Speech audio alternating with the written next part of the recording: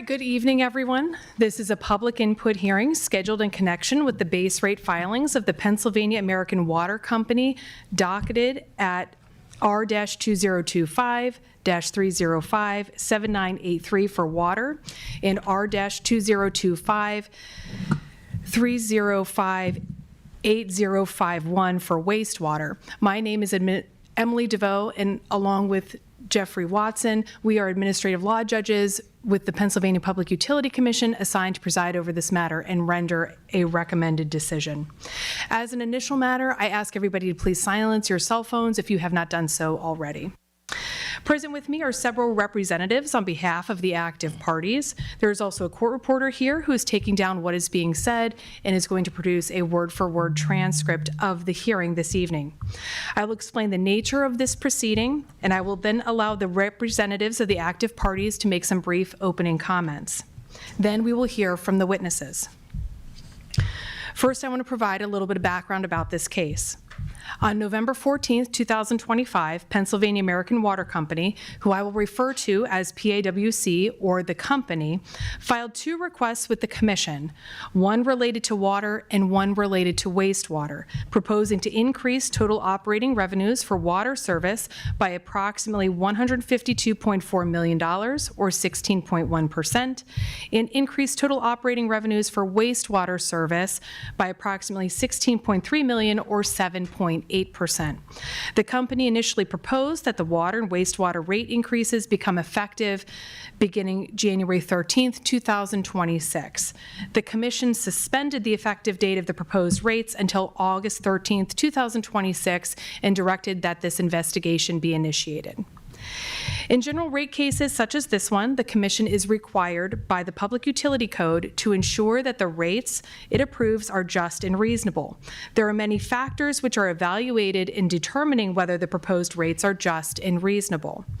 Among them are the efficiency, effectiveness, and adequacy of the utility service, the legitimate needs of the utility for revenue to provide both current levels of service and to provide future service, and the prevention of inequitable rate discrimination among customers or customer classes.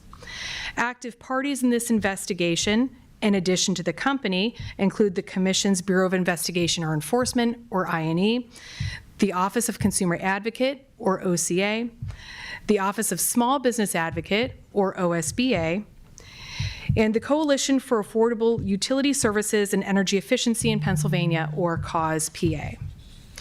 I will briefly outline what has happened in this case so far and what the schedule is going forward. A pre-hearing conference was held on December 11th, 2025, and the active parties agreed on a litigation schedule, and they addressed various procedural matters. If the parties are unable to agree on a settlement, then hearings will be held in person on March 23rd through 25th, 2026 at the Keystone Building in Harrisburg. The active parties will have an opportunity to present written testimony on behalf of their witnesses, and those witnesses will testify under oath and be subject to cross-examination. These hearings are open to the public, and you are welcome to attend. Because hearings are sometimes canceled at the last minute, you should contact our legal administrative staff at 717-787-4972 the day before you plan to attend to ensure that the hearing will be held as scheduled. When the evidentiary hearings have been completed, the parties will prepare and submit written briefs describing the facts as they see them and the law that they believe should be applied to those facts. Main briefs are due on April 6, 2026, and reply briefs are due on April 15, 2026. After briefs are submitted, Judge Watson and I will review the evidentiary record and issue our written recommended decision in April or May of this year. The Commission will decide if our recommendation concerning the proposed rates should be adopted, rejected, or modified no later than August 13, 2026. A significant step in this process is the public input hearing. The purpose of these public input hearings is to obtain the testimony of you, the people who will be affected by these proposed rate increases. I will now explain how the hearing this evening will be conducted. There are two ways that you can testify. First, you may provide formal testimony. This means that I will swear you in. The court reporter will record and transcribe your statement, and you will be subject to cross-examination by any of the active parties here. I may also ask you some questions, as may Judge Watson. To the extent that your testimony is relevant, material, and competent, it may be considered by us and the Commission. If you choose to testify, and I strongly urge you to do so, you will be asked to state and spell your name, give your address, state if you are employed and by whom, state whether you are a customer of Pennsylvania American Water, and clarify what kind of services you receive, whether water, wastewater, or both. If you are appearing on behalf of a group or organization, I will ask you to please state that as well. Please do not be intimidated by the phrases that I have used, such as testimony and cross-examination. Judge Watson and I, as well as the attorneys present, understand that you may not be a lawyer yourself and might be nervous about public speaking. Now, I know that none of the parties here, nor Judge Watson or myself, will try to embarrass you in any way. If there are any questions asked of you on cross-examination, we just ask that you do your best to answer those questions. If any questions are improper, we will let you know. This type of questioning is entirely normal for this type of proceeding. It can help to clarify the record and make sure that your testimony is clear when Judge Watson and I go to adjudicate this matter. If you are uncomfortable with providing formal testimony, you may make an off-the-record or unsworn statement. If you choose to do this, you will not be sworn in, and the court reporter will not record your testimony, your remarks. Neither Judge Watson nor myself, nor the Commission, as a matter of law, cannot consider evidence which is not part of the official record in this case. If you choose to make an off-the-record statement, you will still be asked to state your name and address, clarify whether you're a customer, and if so, what services you receive, and clarify whether you're representing a group or organization. However, you will not be subject to cross-examination. Also note that if you filed a formal complaint in this matter and intend to participate as an active party, you may not provide testimony at a public input hearing and also at the evidentiary hearing. We will take witnesses in a way that is fair to everyone. When I call your name, please come up to the microphone over here to my right. I have placed a cheat sheet with the information that you will need to provide on the podium. Please take your time and answer those questions to the best of your ability. If you do not wish to testify during the hearing today, you may contact one of the active parties after the hearing, such as the company, INE, or OCA. You can express your concerns directly to them. For the benefit of the court reporter, please speak slowly and clearly. This public input hearing is your opportunity to testify regarding the proposed rate increases.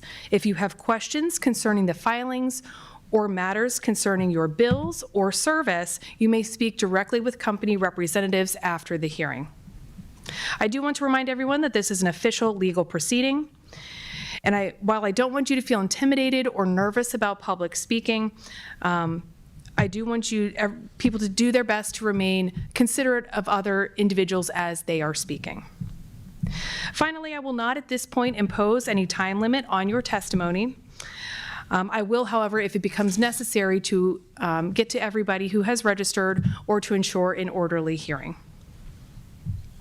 If you agree with a prior speaker, you can simply testify that you agree with that prior speaker, and your testimony will count the same as if you had repeated their testimony word for word. Now I want to allow the party representatives to introduce themselves and make a brief opening statement. First, we will start with the company. Thank you, Your Honor. Good evening, everyone. My name is Elizabeth Triscari, Senior Counsel for Pennsylvania American Water. As Judge DeVoe stated, our company filed a rate increase request to the Public Utility Commission. We understand that any rate increase is challenging to a household budget, especially in these times of rising inflation. But at the same time, we have a responsibility to operate efficiently and invest in critical water and wastewater infrastructure to help ensure safe, reliable, and sustainable service for every community that we serve. The American Society of Civil Engineers graded the Commonwealth's water and wastewater infrastructure at a D and D-. In this rate case, we are proposing hundreds of necessary projects, including the repair or replacement of facilities that were installed many decades ago, some even over 100 years ago, the elimination of lead service lines, and the removal of emerging contaminants such as PFAS, also known as forever chemicals, in drinking water. If our proposed projects are delayed, potential risk to the integrity of our systems and water quality increases. With the funds requested in this case, here are just a few of the projects planned for your specific region. We are installing an 800,000-gallon underground wastewater storage tank in Scranton. This project should reduce the number of untreated sewage discharges going into the Lackawanna River by over 80%. We are installing new filtration systems to remove PFAS and naturally occurring iron and manganese that are present in the groundwater serving our Mount Pocono water system. And we are cleaning and rehabilitating an existing 48-inch cast iron main originally installed 118 years ago that conveys treated water from our Lake Scranton water treatment plant into the city of Scranton. Due to the age of the existing main, it is at a high risk for main breaks. So how has Pennsylvania American balanced affordability with our necessary investment in critical water and wastewater projects? First, you should know, as we develop our capital investment plans and prioritize investment, affordability is always front of mind. We actively pursue funding through PennVest grants and loans, allowing us to borrow at below market rates to reduce the cost of our projects. Since 2024, Pennsylvania American has received PennVest funding of approximately $156 million, with an estimated savings over the life of these low-interest loans of $100 million for the benefit of customers. Second, we conduct an affordability study using census data from our communities. Under EPA guidance, water and wastewater bills are considered affordable if they are below 2% and 2.5% of annual income, respectively. Based on our average residential usage of 3,233 gallons per month, Pennsylvania Americans' proposed rates result in an average monthly water bill of approximately $95.27 and a wastewater bill of approximately $119.50. Our affordability study shows that medium-income households would spend 1.04% of annual income on water service and 1.37% on wastewater service, both well under EPA affordability thresholds. While the majority of our customers' bills will remain affordable with the proposed increase, we recognize that some customers continue to struggle to pay their bills. For lower-income customers, we expanded all of our customer assistance programs, including expanding our hardship fund to include customers with household incomes up to 250% of the federal poverty level. What that means is that a family of four with a household income of $80,000 is eligible for our hardship grants and can receive $500 a year towards their water bills and $500 a year towards their wastewater bills. So even if you're typically not eligible for assistance programs, you may be eligible for our hardship fund. If you would like more information about our hardship fund or our other assistance programs, including bill discount and arrearage forgiveness programs, we have a table set up right over here where you can obtain information. Todd, Nancy, Dorothy, happy to talk to you and give you more information. Alternatively, the phone number for applying for our programs through Dollar Energy Fund is 1-888-282-6816. Finally, for customers who have expressed concern about being charged for wastewater in the summer that does not enter the company's wastewater system, such as for gardening, watering your lawn, washing cars, kids playing in the sprinklers, we are proposing a solution. Our proposed deduct adjustment calculates summer bills using the lesser of a customer's actual metered use or their average water in winter months. This proposal mimics a deduct meter and avoids charging customers for wastewater that never enters the wastewater system. Pennsylvania American appreciates this opportunity to hear from its customers. To the extent you have not previously reached out to us directly to discuss your questions or concerns, we urge you to do so in the future.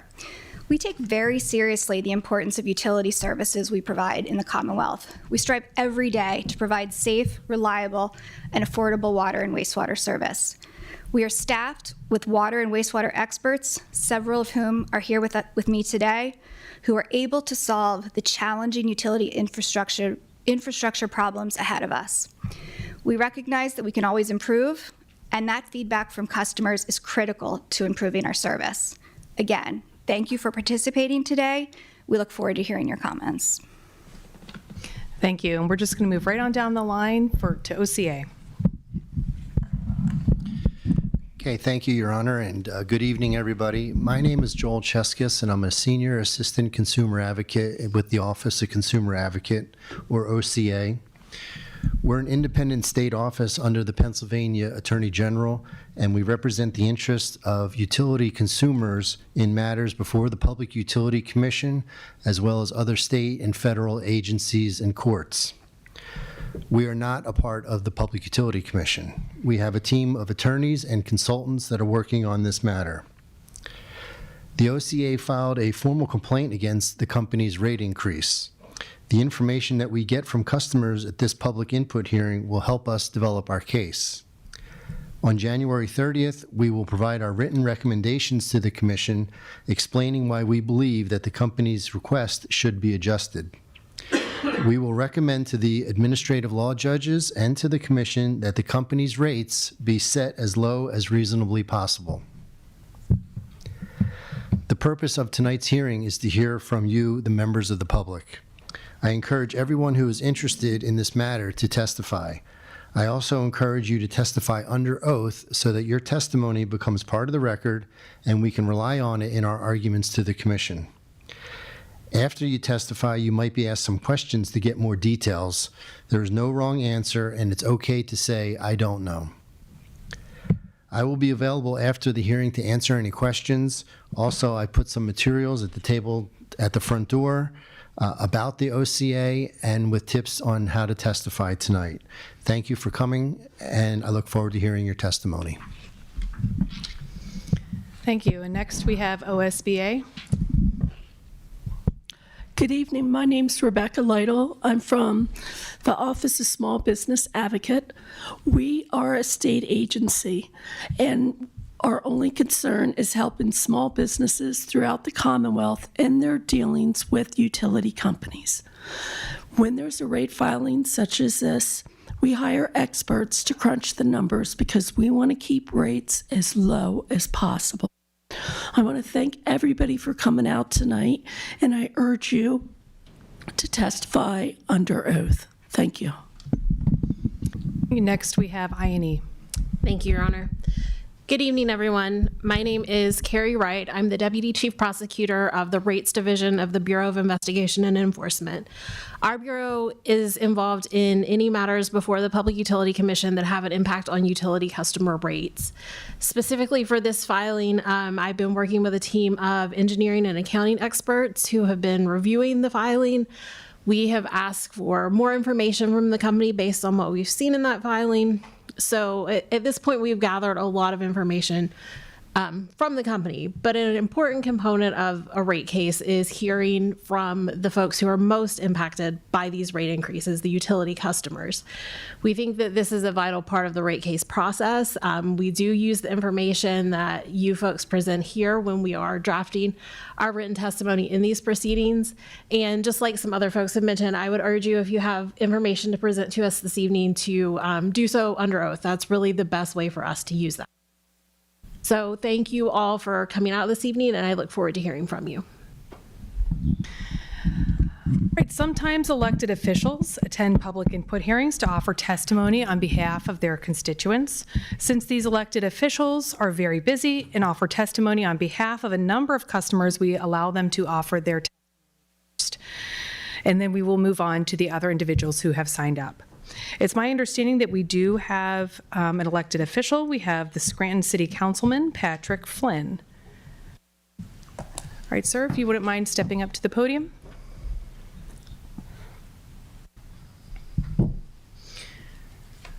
All right, sir. There is that cheat sheet there on the podium if you want to go through and answer those questions for me. Sure. My name is Patrick Flynn, Patrick I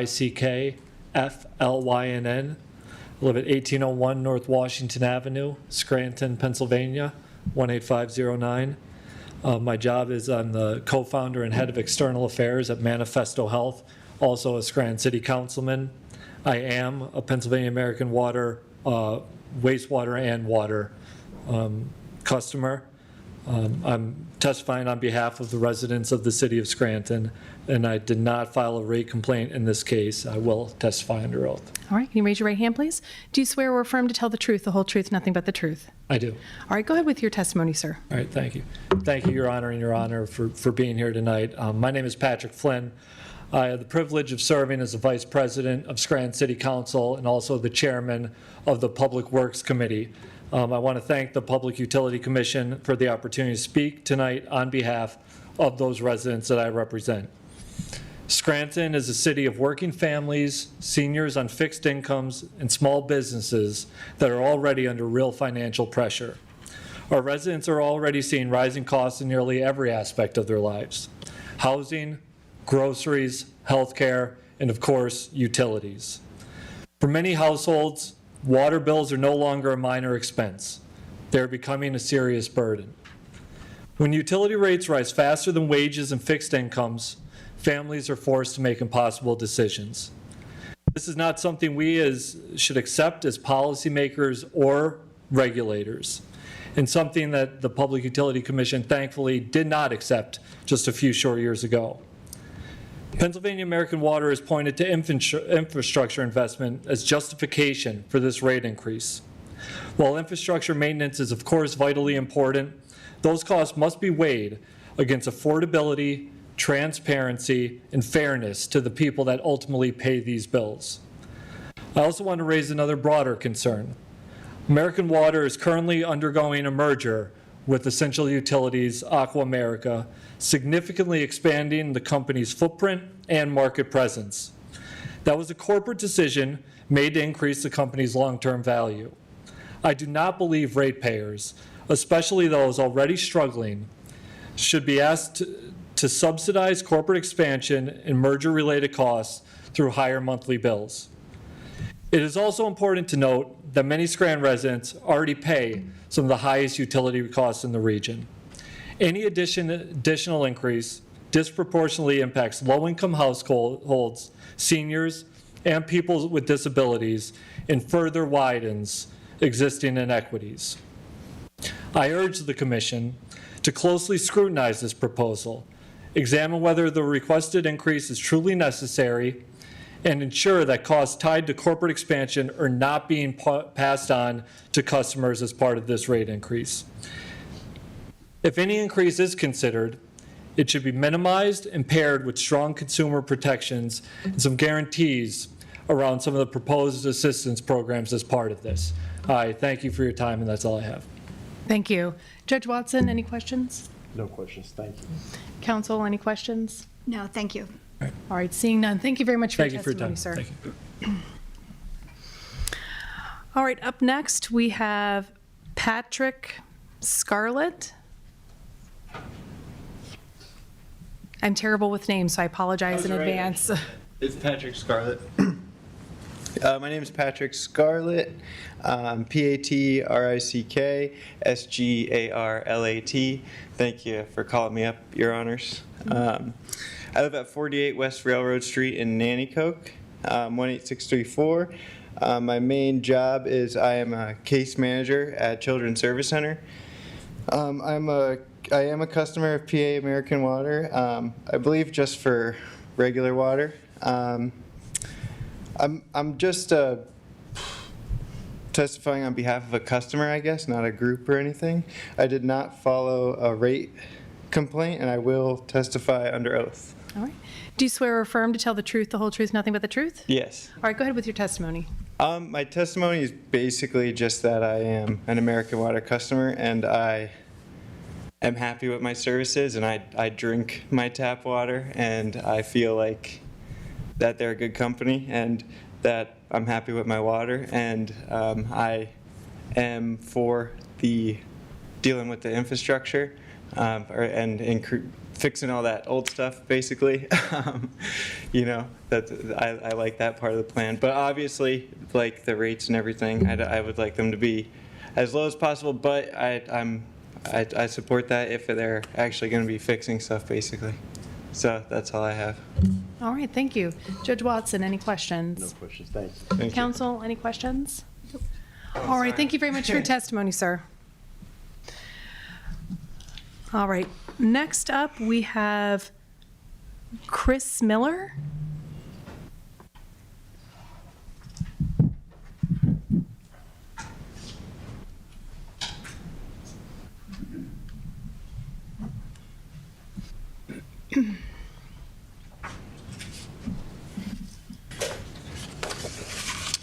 Hi there. Hi, sir.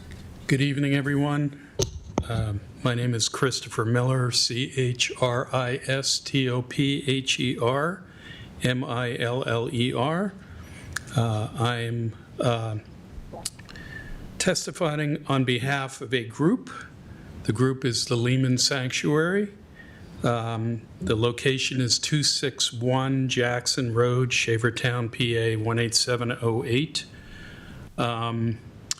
My job is in relation to Lehman Sanctuary, I'm the founder. I'm also serve as a volunteer as a president of the Lehman Sanctuary, which is a 501c3 nonprofit. I'm not a customer of PAWC. I did not file a rate complaint, and I am testifying under oath. All right. Do you swear or affirm to tell the truth, the whole truth, nothing but the truth? I do. All right, go ahead, sir. Okay. I want to thank the Pennsylvania Public Utility Commission and your honors for scheduling these public input hearings on behalf of the Commonwealth and allowing my testimony. My name is Chris Miller. I'm the founder of the nonprofit Lehman Sanctuary, located in Luzerne County, Shavertown, Pennsylvania. We provide vital environmental education to regional schools and community groups for over 8 years. We are grateful for our collaborative work with Pennsylvania American Water over our span of service to our community. The Lehman Sanctuary is located in a highland mountain valley, commonly called the Back Mountain, within the Harveys Creek watershed. Our Lehman Sanctuary mission is to provide immersive environmental education and recreation that engages, educates, and enlightens the community to their natural world while preserving open space and natural areas. Significantly, the Lehman Sanctuary operated lands protect life-essential waters for Northeast PA and beyond.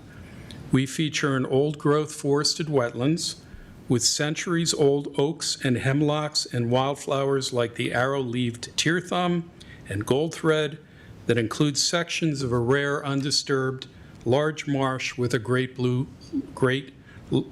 heron rookery. There are vernal pools, spring seeps, and streams, often called ephemeral waters, that are home to rare amphibians like the northern spring salamander, northern two-line salamander, and four-toed salamander. A meadow habitat with warm season prairie grass is home to butterflies like the cabbage white and the great spangled fritillary.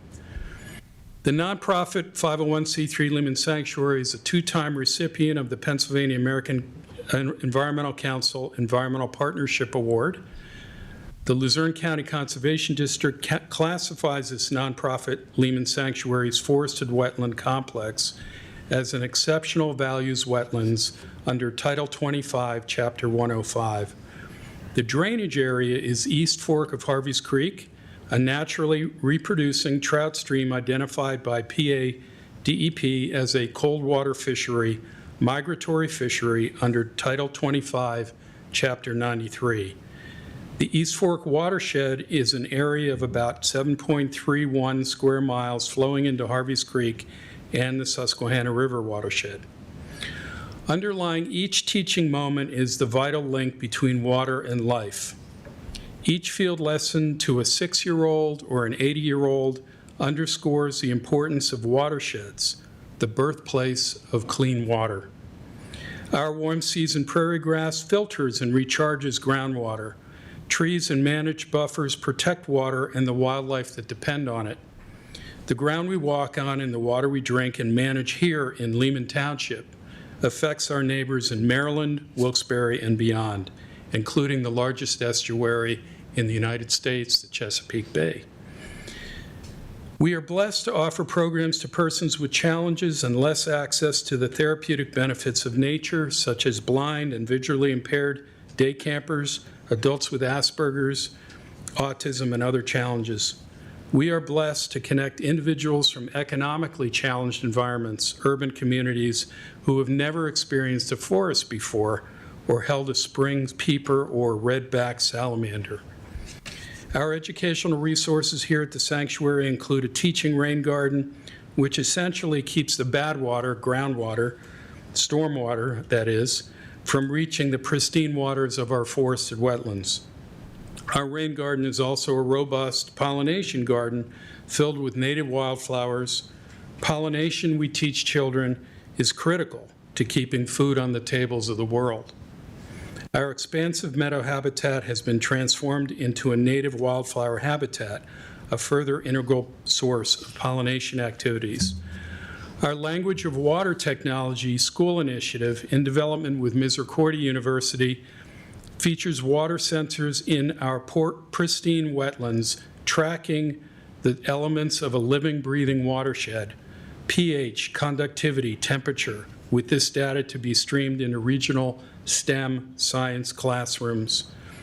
And all our nature science programs begin in our sanctuary field station classroom building on our prairie grass meadow that serves as a vital teaching and research station for our students and researchers and shelter from any inclement weather. All of these critical nature educational tools at the sanctuary gratefully come through grants by the Pennsylvania American Water Foundation. The Lehman Sanctuary is fortunate to be a community partner with Pennsylvania American Water Company's life essential mission to bring safe, clean water to our community. Every year for at least 5 years, the Lehman Sanctuary has helped host PA American Water's Summer Wonderful World of Water Camp. The camp provides immersive outdoor education to area children, and it's all about our most precious resource, water. The Lehman Sanctuary is also a member of the annual PA American Water Source Water Protection Meeting.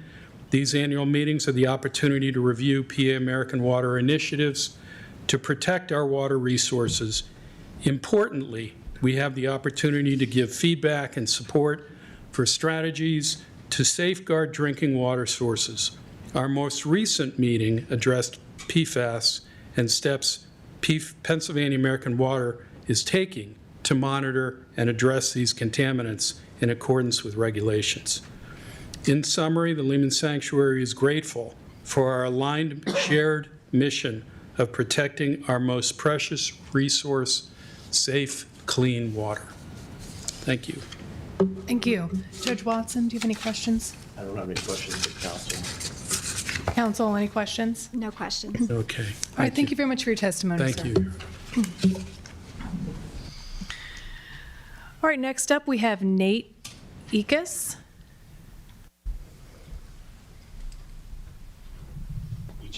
Ekus. I do have copies of my testimony. I can pass them out at the end to all the board members and the judges. Okay, thank you, sir. You can go ahead and answer those questions, please. Yeah, my name is Nathan Eachus, Nathan Eachus.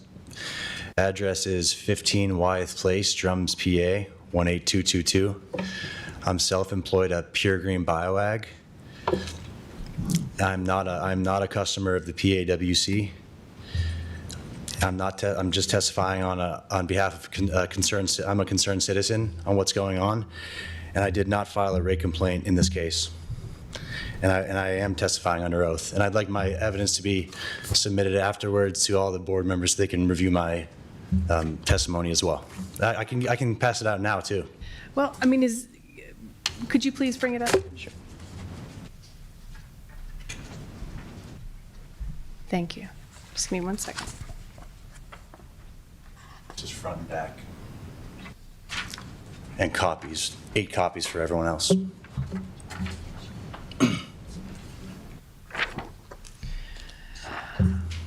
right, sir, since you've done so much work to prepare your comments in writing, there is an option. What we can do is I can mark this as an exhibit, and subject to objection from counsel, I can admit it into the record. And then if you want, you can provide a brief summary of your comments rather than you having to read this word for word. What would you prefer? I'd like to read it word for word and submit it as evidence as a testimony. All right, sir. Can you raise your right hand? Do you swear or affirm to tell the truth, the whole truth, nothing but the truth? Yes. All right, go ahead, sir. Thank you for the opportunity to testify on record today. My name is Nathan Eachus, and I'm here tonight in direct opposition to PA American Water's conduct and its proposed 17% rate increase, particularly as it relates to data center infrastructure. The PUC has already voted 5-0 to investigate PA American Water's rate increases. In testimony before the PA State Senate Majority Policy Committee on August 11th, 2025 at Valley View High School, PA American Water's Vice President of Engineering, Tony Nokovich, acknowledged that, and I quote, an average size water-cooled data center can use 16 million gallons of water in July with a maximum day demand of up to 3 million gallons a day, end quote. This admission underscores the extraordinary scale of water consumption associated with data centers and raises serious concerns about water availability, water system capacity, and the fairness of shifting infrastructure costs and risk onto the local communities and taxpayers.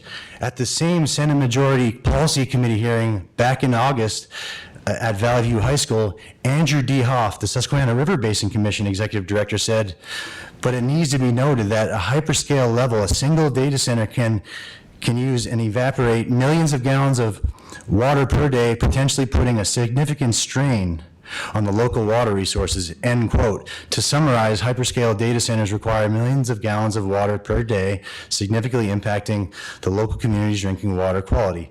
Mr. Dehoff also mentioned, and I quote, so the hyperscale data centers pose high demands on water supplies in two ways when traditional cooling techniques are used, both in cooling the centers and in operating the power plants that fuel them. A modern gas-fired combined cycle power plant, which is what are typically proposed, can have evaporative water demands of 6 to 10 million gallons a day. Between methane-fired power plants and water-cooled hyperscale data centers, at least 10 million gallons of water per day are required, highlighting the enormous and continuous demands these paired systems place on local water resources, putting communities at high risk. While PA American Water speaks about fairness and transparency, the reality in Salem Township, Berwick, and Nescopeck is just the opposite. Water led by PA American Water is being pulled from Berwick and Nescopeck for data center cooling without a single public hearing held in either community, denying residents notice, input, and a voice in decisions affecting their water supply. There was no transparent disclosure by PA American Water at local Salem Township or Berwick meetings, no upfront discussion of water allocation priorities, and no honest accounting of the cumulative risks, especially in an environmental justice zone like Berwick. And Scranton's also an environmental justice zone, by the way, according to the DEP and their data. Even more troubling, the public was never clearly informed that water used for industrial data center cooling would ultimately be discharged back into the Susquehanna River at extremely warm temperatures impacting aquatic life. The Susquehanna River is a primary source of drinking water for downstream communities supplying homes, schools, hospitals, and businesses clean drinking water. Any increase in thermal loading raises legitimate concerns about water quality, treatment costs, and cumulative impacts on shared public water resource. Additionally, in Salem Township, PA American Water is responsible for supplying and managing the water used for QCS's recent data center approval of this so-called closed-loop system for water involving corporate partners like Blackstone and PPL. Yet residents of Salem Township are being asked to accept this project with setbacks of a data center just 75 feet from homes. A data center 75 feet from homes, while massive data center infrastructure's height will be 100 feet tall next to residential homes and 75 feet away and 100 feet tall. Despite labeling this closed-loop system, PA American Water has not publicly disclosed how many gallons of water per day will be withdrawn, replaced, or consumed to operate the system.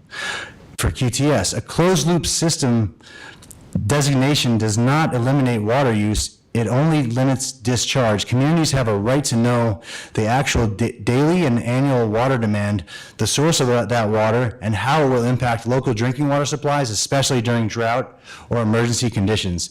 This lack of transparency mirrors ongoing concerns across the region, which is that utilities and data center operators are making major infrastructure decisions without full public disclosure, while ratepayers and nearby residents shoulder the risks. Pennsylvania American Water has a long-standing obligation to provide the community of Dimock, Pennsylvania, and Susquehanna County with a clean, permanent water supply.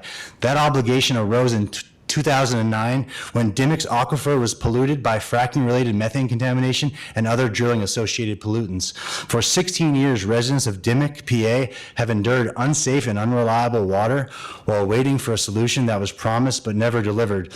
Now, PA American Water has been identified as the entity, and they're making progress, but they are responsible for the construction of this new water line, this long overdue water line to Dimock, PA, yet meaningful transparency has not been provided. At a minimum, PA American should publicly post comprehensive and ongoing water quality testing results for Dimock, PA, to demonstrate that any water supplied is truly clean and safe in a fracking zone. Given Dimock's documented history of oil and gas impacts and private well contamination, full transparency and independent verification are essential to restoring public trust and protecting public health. And in closing, communities are being asked to absorb higher rates and greater risk to multinational corporations and out-of-town companies that can operate data centers, while basic questions about water security, thermal pollution, PFAS exposure, and cumulative impacts remain unanswered. Ratepayers should not be forced to subsidize private data center infrastructure through higher bills, especially when PA American Water has failed to meet its basic obligation of transparency, public engagement, and protection of existing customers. This rate increase should be rejected, and Pennsylvania American Water should be required to fully disclose, justify, and come clean on shifting the community's drinking water supply to industrial cooling for data center operations and methane-fired power plants. Thank you for the opportunity to testify today, respectfully. All right, thank you. Judge Watson, do you have any questions? Thank you for your testimony. I don't have any questions for counsel. Thank you. All right, any questions? Just a few Ms. clarifying Triscari? questions. Yes, thank you. Sure. Mr. Eachus, did Yep. I say that correctly? You mentioned some testimony that had been given by Tony Nokovich. Were you also aware that as part of that testimony, Mr. Nokovich said that, any additional infrastructure, any costs of data centers would be fully borne by the developers and owners of those data centers, not by Pennsylvania American or its ratepayers? That may have been mentioned in that testimony that day on August 11th, but I've spoke other facts about what he mentioned about how they use 3 million gallons of water per day. So those facts needed to be noted, so I noted them. Okay. Also, with respect to some of your testimony regarding Dimock, I think you mentioned that obligation arose in 2009.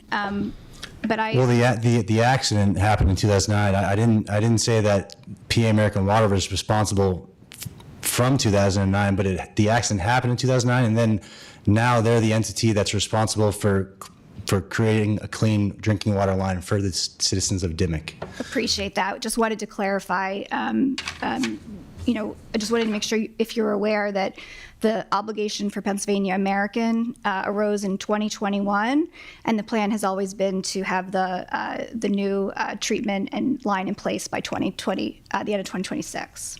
So just wanted to clarify that. Great, thank you. That's it. Any other questions from council? Your Honor, I don't have a question, but I just wanted to, as the witness, Mr. Eachus requested, mark 2 copies of this as Eachus Exhibit Number 1 and move it into the record. Yep, getting a little ahead of me, Mr. Cheskis. Apologies. But is there any other questions from council? All right. I do have a copy of your testimony. I have marked it as Eachus 1. Is there any objection from council to the admission of Eachus 1? All right, without objection, each one is admitted. Thank you very much for your testimony. Thanks for the sir. opportunity.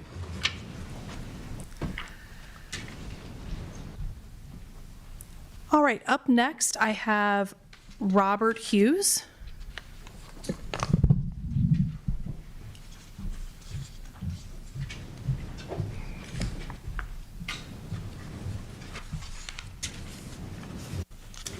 Hi, sir. Hi, good evening. My name is Robert E. Hughes, R-O-B-E-R-T-E-H-U-G-H-E-S. I live at 183 Harris Hill Road in Shavertown, PA, 18708. Where I work is at 101 South Main Street in Ashley, PA, 18706. And my main job is the executive director for the Eastern Pennsylvania Coalition for Abandoned Mine Reclamation. I am not personally a customer of Pennsylvania American Water. I am testifying on behalf of a group, and the group's name is the Eastern Pennsylvania Coalition for Abandoned Mine Reclamation, EPCAMR for short. And I did not file a rate complaint in the case, and I am testifying under oath. All right. Do you swear or affirm to tell the truth, the whole truth, nothing but the truth? I do. All right. Before we begin with your testimony, I do want to note that I believe we received some written testimony from Mr. Hughes. I believe it was distributed to council this morning. I'm going to, as I explained to the prior witness, if you would like, we can admit that as an exhibit so that you don't have to read word for word what you have written, and you can just provide some brief summary remarks during the hearing. What would you prefer? I'd like to read word for word and just expedite the way so that I can at least give some good examples about some of the work and partnerships that we've had with American Water, if that's okay. Okay, so you want to read it word for word and have it entered? Okay. Yes, All right, please. go ahead, sir. Okay. My name is Robert Hughes, and I serve as the Executive Director for the Eastern Pennsylvania Coalition for Abandoned Mine Reclamation, a nearly 30-year-old regional environmental nonprofit organization located in Ashley, Pennsylvania, dedicated to the reclamation of abandoned mine lands, restoration of watersheds impacted by abandoned mine drainage, and economic development of abandoned mine lands impacted by past mining practices throughout the anthracite and bituminous coal fields of northeastern and north central Pennsylvania. We work across the service region of Pennsylvania American Water and several other water utilities companies, and have been a community partner with the company for nearly 20 years on a variety of projects, programs, events, and educational opportunities in coalfield communities across our region to restore our land, waterways, and watersheds impacted by past mining. Our mission is to advocate for the reclamation of these mine lands, improve our water quality from polluted abandoned mines, revitalize the often underserved coalfield communities through restoration projects, environmental education and outreach, and community environmental action and cleanup projects, watershed monitoring, and the abatement of streams and improvement of habitat and wildlife areas with a myriad of different partners from local governments, regional nonprofits, coal companies, utilities, local businesses, conservation organizations, academic and high schools and colleges, and private industries. I'd like to share a few examples of just community partnerships that have been successfully implemented by EPCAMR thanks to the support of Pennsylvania American Water. American Water has been a long-standing community partner of EPCAMR's, and the environmental grant program that is a part of the American Water Charitable Foundation's Keep Communities Flowing grant has supported EPCAMR to reach our communities and youth impacted by legacy mining over the last few years. In 2024, EPCAMR was awarded an $18,000 American Water Charitable Grant, where only 60 incredibly competitive grants were awarded across the country, with over $3 million in requests and $1 million being funded. The funds had been directed to boots-on-the-ground watershed assessment work by EPCAMR staff and our community volunteers to spend the time necessary to engage local community groups, partners, the state game lands 260, 224, and 55, their land managers, and residents to determine water quality, reclamation, wildlife habitat improvement projects, culvert replacements, and stream bank issues that can be identified and can then be recommended for future implementation grants within the Shikshinny Creek watershed and two independent tributaries, Patty Run and Rocky Run, that flow directly into the Susquehanna River from State Game Lands 260. It's a heavily impacted public recreational destination in the southern Wyoming Valley. It's a gem, and it's in the southern tip of the northern anthracite coal fields. Funds were granted to allow EPCAMR to purchase a new Hawkfield spectrophotometer and a YSI multi-parameter quattrotrobe to assess the water quality quickly and scientifically, and added to the increased technical assistance services that we now can continue to provide to our community partners throughout the region. Aquatic connectivity for the fish populations in the area have been inventoried by EPCAMR, and who are already certified and trained in conducting culvert and bridge assessments and measurements. No recent collection of chemistry or flows of the suspected mine drainage in the areas below the game lands or the former Chickasha Stackhouse Colliery grounds has been collected in the last few decades.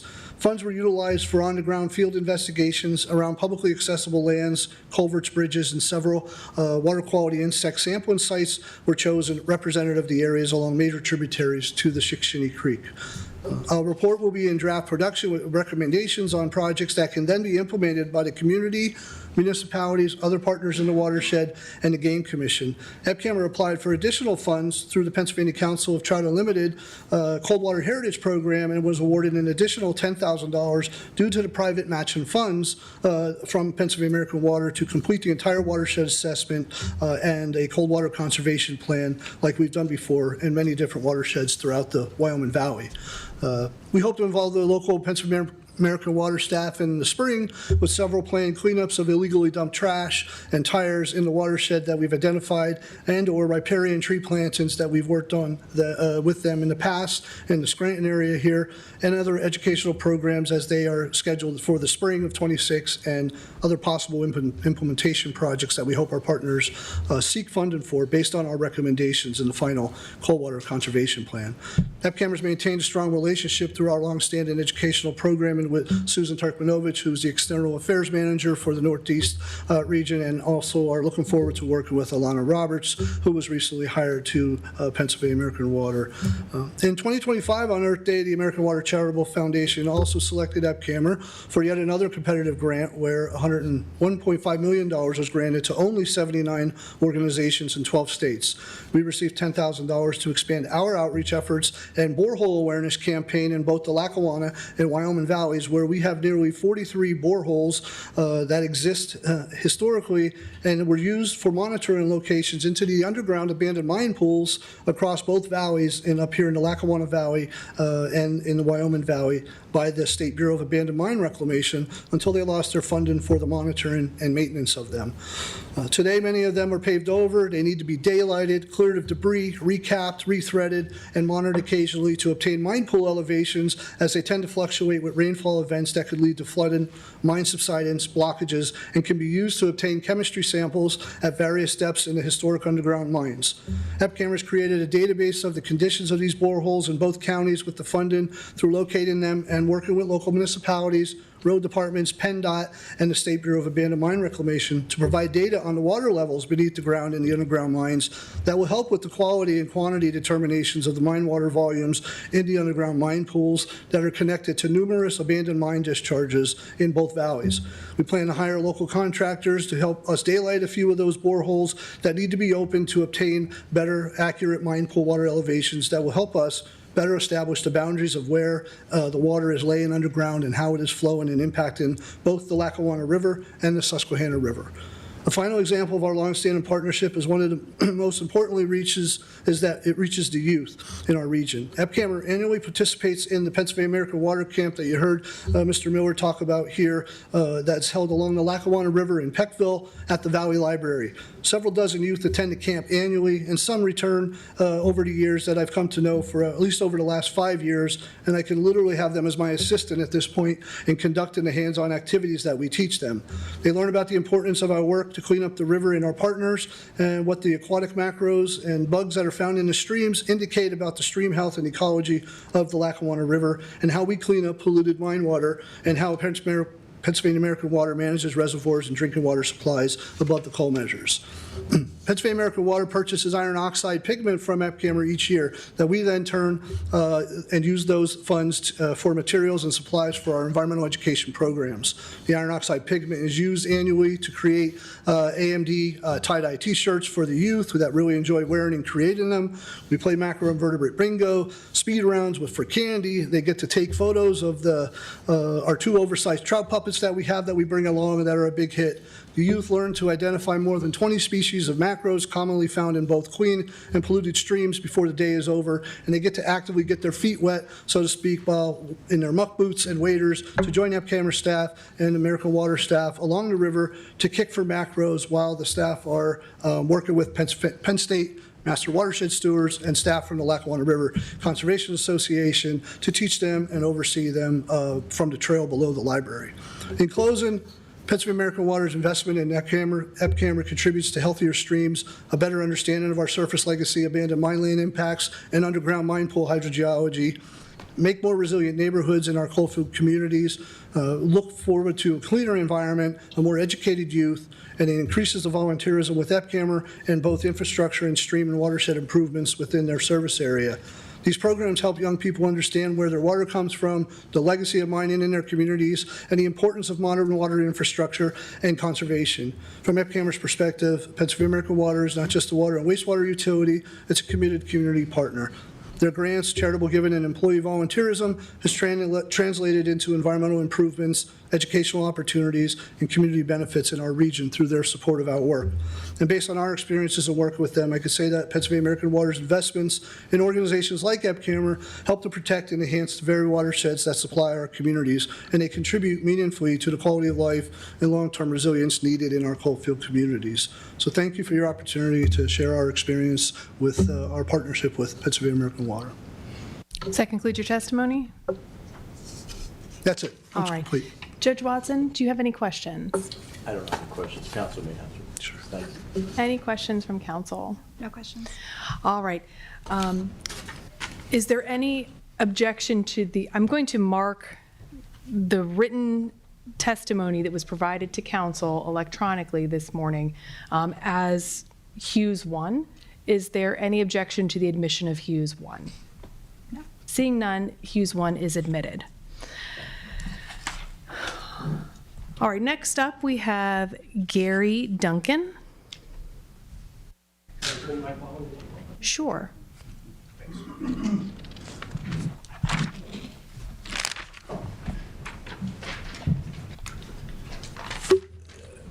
Just let me read this for a second.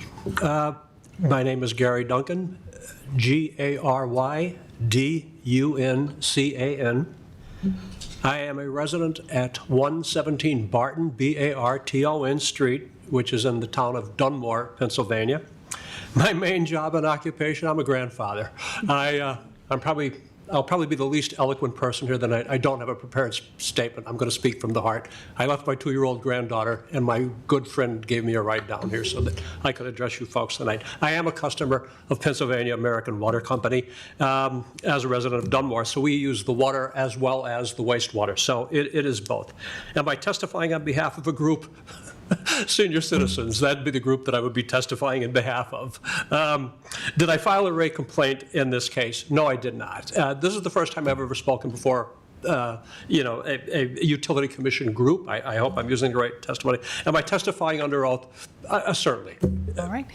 Do you swear or affirm to tell the truth, the whole truth, nothing but the truth? So help me God, I do. Yes, ma'am. Thank you. Go ahead, sir. I want to thank everybody for coming here tonight. I said already, I don't speak on behalf of a group. You can tell from the look of the color of my hair, the bifocals that I'm wearing, and I'm deaf. I have hearing aids. I am the former chair for the Pennsylvania Council on Aging. We represented all 67 counties for the Commonwealth of Pennsylvania. I taught geriatric rehabilitation. I've spent an entire career in healthcare, taking care of people who now look exactly like me. So we have consumer advocates here tonight. I spent enough time at 555 Walnut Street in Harrisburg, Pennsylvania, making eye contact with you because I saw the address and the forms that you handed out. So I appreciate this. I continue to receive emails, a multitude of emails from representatives across the state. So I do try to follow utility rate across the board increases. And I can tell you from my years on the Council on Aging, which were at least a decade, I retired because I have a 2-year-old granddaughter, so it was part of the process of being with her and spending more time with my own family. But utility rate increases, they affect all of us, everybody that looks like me. I'm on Social Security. I don't have a pension, but I spent a career as an occupational therapist and a nurse. The last 10 years of my life were spent in home health. So when utility rates go up, and I'm going to look at everybody, and I will speak into this, but I am looking at everybody because I think we can all empathize with what I'm going to say. So we have consumer advocates, but I can tell you this, because I spent my time with physical disabilities. It is difficult with arthritis and with the neurological changes and the aging processes that take place. It's difficult for us to use phones, and everybody does not have assistive devices within their homes. They don't even know how to go about getting it. Everybody does not have internet access, and if they do, it's still confusing. We have cataracts, we have glaucoma, we have visual disparities, so it's difficult. When we call somebody and we get put on hold, and in some cases it becomes frustrating, and so we can't stay on the line for 2 or 3 or 4. I can tell you, as a grandparent with a 2-year-old, I can't spend an hour on the phone if I'm put on hold. Those are things that I do want to say. So I'm only speaking from the heart. There's no prepared testimony from Gary Duncan. But I will tell you this, when rate increases go up, what I have heard for 45 years in healthcare is, and it's across the board, it's in every region of the Commonwealth, what we are told is we want to keep our seniors in their homes. Conversely, when rate increases go up, usually it's not just singular utility, it's a multitude of utilities. When I see increases at the levels that I see, I have to ask myself when I look in the mirror, is this the utility rate increase that is going to take me out of my home? And I think it's like everybody in this room, we all feel like we work really hard to get the roof over our heads and to keep it. If I lose my home, I'm forced to go into public housing, which is another drain on the ratepayers. I've never testified before the Utility Commission. I appreciate every single one of you showing up here tonight. I'm grateful that you're in my region of the state so that I can have a friend get me to this meeting.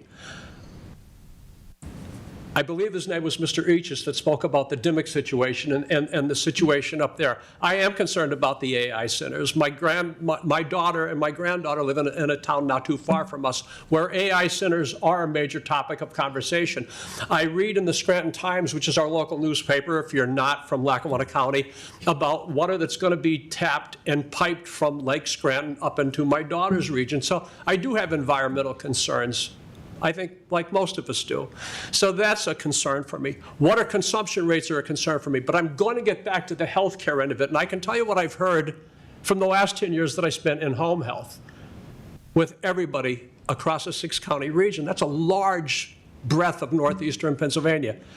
We are at the point when you're a senior citizen, we are now concerned, and people count the number of flushes of their commode, because we know everything that goes into the system is wastewater, correct? So that becomes a healthcare issue, doesn't it? Because we have stagnant urine in a commode. I'm not trying to be gross. I'm trying to tell you the reality of a senior citizen. We shouldn't have to have an egg timer in our shower because we're concerned about the volume of water. And we all know that there are environmental shower heads now, so they're a low flow, but we're still concerned about that. How much tap water can we use? How much water can we use? Is it safer to use a dishwasher as opposed to washing dishes by hand? So I can only speak to you from the heart, and I would respectfully ask, and this is the other thing, and I don't want to forget anything, so please bear with me. I am very nervous speaking to you all, probably shows, but is this going to be the only rate increase we're going to see? Is there going to be another rate increase down the road? My Social Security rates aren't going to go up. One of the gentlemen that spoke, and I appreciated what Mr. Flynn said earlier, and the gentleman that spoke from the city of Scranton, I could appreciate with everything he said. I live in Dunmore. I don't want to go to jail if I've perjured myself or said something wrong. But I use a thing called United States Census Fast Check. Dunmore's only about a 14,000 person town. We're certainly not Philadelphia. We're nowhere near the size of Scranton, for God's sakes. But I can tell you, there's 14,000 people and change. Go on it and look. I believe it's about 18% and change of my town. Guess what? It's people over the age of 60. If you go into Dunmore US Fast Checks, double check me. Anybody can Google me at the moment when we're allowed to turn our phones back on. Our poverty rate's at about 14%. So I'm just going to do big math because I'm not a mathematician. I'm a therapist and a nurse. So 15, and we'll do 18, we'll make it 20. So it's 35%. 35% of my town. That's a concern when I look at those numbers. I don't want people to lose their houses. I still serve on a suicide prevention task force. Highest numbers of suicides are in people that look exactly like me. If you lose your home because we can't maintain utilities, people my age commit suicide. There's a big picture here. I can only speak from the heart, so I apologize if I'm emotional. Utility rates are great. If you're a shareholder, they're great. If you're, with all due respect to everybody here who looks like me, if you're folks like me, when I see a rate increase, I get tachycardia. You know what tachycardia is? It's rapid heartbeats. I already have 2 stents. I'm not looking to get a 3rd and a 4th. I would ask that we study the rate increases. I would ask that we minimize them. I understand assistance, but I have people.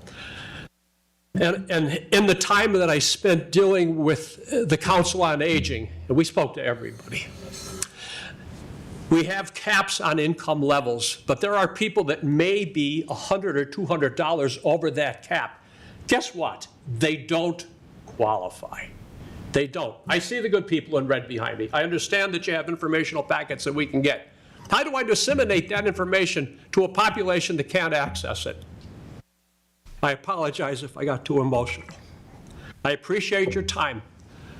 With all due respect to the, ma'am, I don't know if you're a lawyer or not, so I don't want to offend you in any way, shape, or form, but with all due respect, I would ask that we not grant this rate increase at this particular time.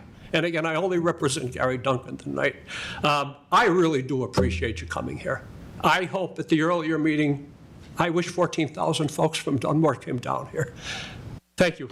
And thanks for your tolerance of me for the time that I spoke. I appreciate it. I really do. I'm sorry. No, you're fine. And we appreciate your testimony. Thank you very much. Judge Watson, do you have any questions? I have to echo Judge DeVoe's comments. We really appreciate your testimony. But I want to ask you a question. Anything. You said that, the way I understood your testimony was, it's your understanding that there are actually customers, PAWC customers, that are to the point of minimizing or decreasing the amount of times that they flush a toilet or, yes, sir. Or that they get rid of wastewater in order to save money on water and wastewater bills because of the So help me God. Honest to God, every penny. When you're on a fixed income, we literally are counting flushes. And I know the folks that spoke before me are professionals, and I get all that. But we do count every flush. I'm not trying to, you watch every drop. I didn't bring up an egg timer in a shower because it doesn't happen.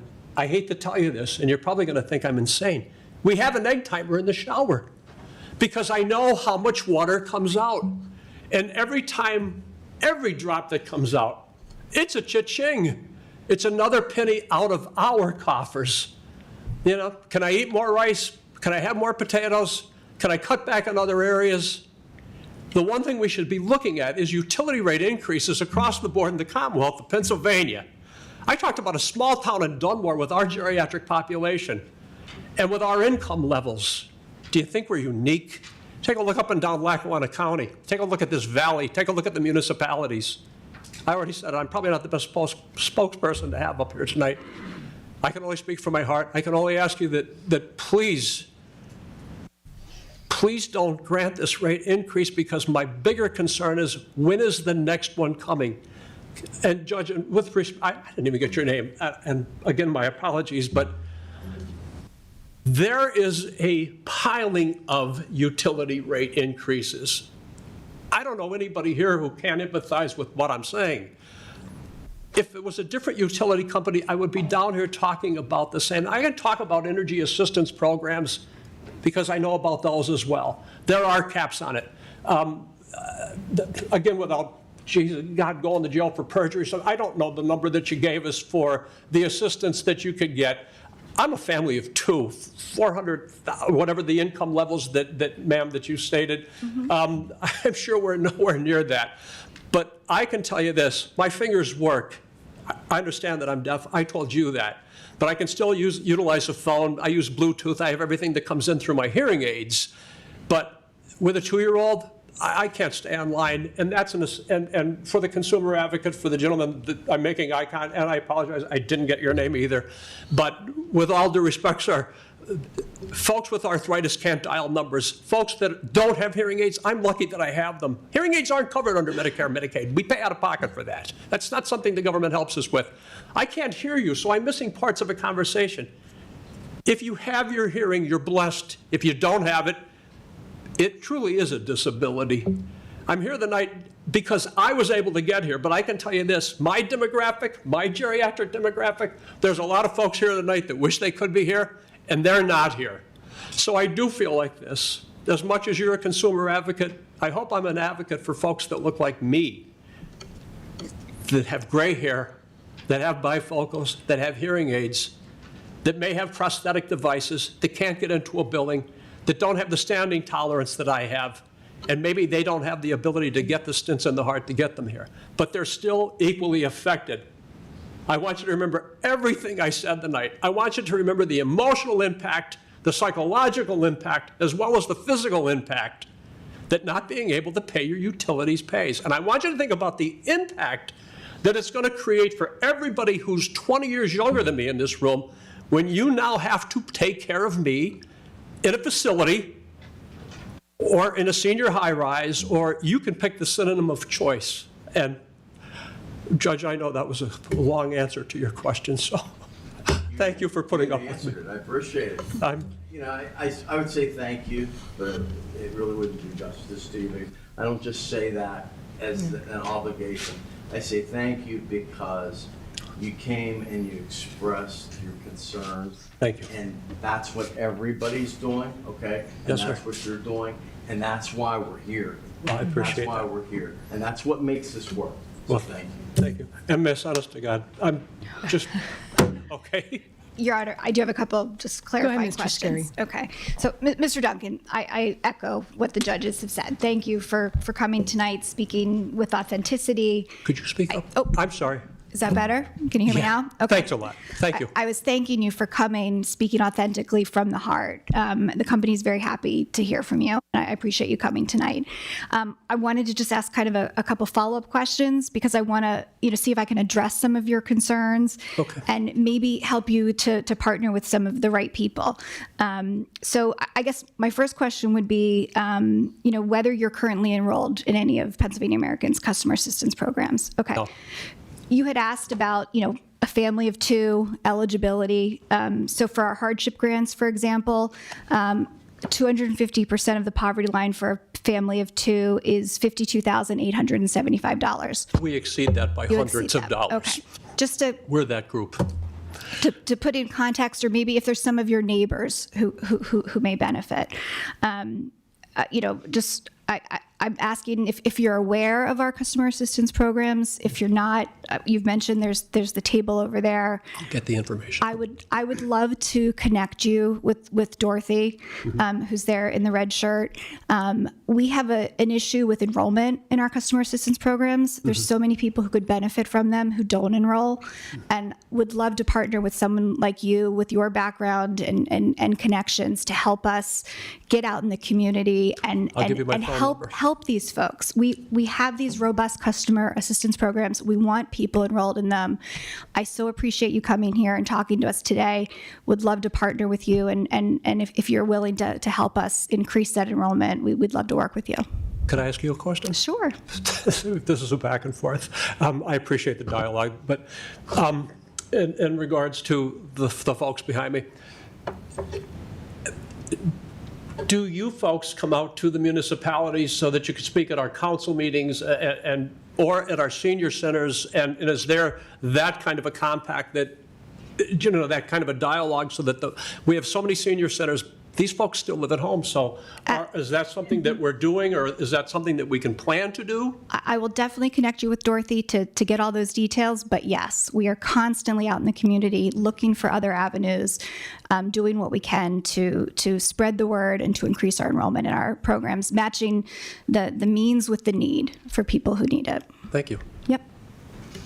Any other anybody else? questions from council? All right. As a final note, sir, you had mentioned that you were aware of individuals either due to health issues or. I'm so sorry. This is at Is my this end. better? It's not you. Yeah, I Okay. apologize. Nope, you're fine, sir. You had mentioned in your testimony that you had neighbors or were aware of individuals who either for health issues or transportation issues were not able to come tonight. I just want to make you aware that we do have a telephone public input hearing scheduled for next week. You can get the details from the gentleman in the gray vest at the back table. If you would like to pass that information on to your friends or neighbors who might be interested in providing testimony by telephone. Can I ask you another question? Sure. I'm killing whoever the next speaker is, I'm sure. During COVID, we still had Council on Aging meetings, and we went to a hybrid platform, so that, when COVID even started to lift, people still weren't comfortable going to hearings at 555 Walnut Street in Harrisburg, Pennsylvania. So we went to I see the gentleman smiling, but we went to a hybrid platform where people could call in, and we had cameras set up. Is that something that is done routinely by utility commission reviews like we're having here tonight? Like, for instance, I know we have cameras here probably from the local news stations, but is there any way, with technology being as great as it is, that we can do hybrid meetings like this so that folks across the different geographic regions of Pennsylvania can be participants without leaving the house? Or is that too much? Well, I will say that we have the public input hearings we have scheduled. I believe it's for next Wednesday, but you can confirm the details with the gentleman in the back. Okay. That is strictly a telephone hearing. Yes, ma'am. There's a phone number that people use. They call into that number, input a PIN number, and they're connected to a conference bridge and will be given an opportunity to testify by telephone. We've done that with the council, and I can tell you the PIN numbers get extremely confusing for folks as well. So, but anyway. Right. But I just wanted to make you aware of that. I appreciate it. So that if you could pass that information on to anybody who you believe might be interested, because Judge Watson and I are very interested in making sure that the customers who are impacted by this potential rate increase have the opportunity to provide their testimony. All right, listen, I already thanked you. It's nothing personal. It's a concern that I have. I appreciate everybody. Thanks, everybody else, All right. for letting me ramble on as long as I did. I really appreciate it. Thank you very much, Mr. Duncan. Thank you. Mister, if you want, I'll be here. We'll catch up with you. Okay. All right, up next we have Chad Urso.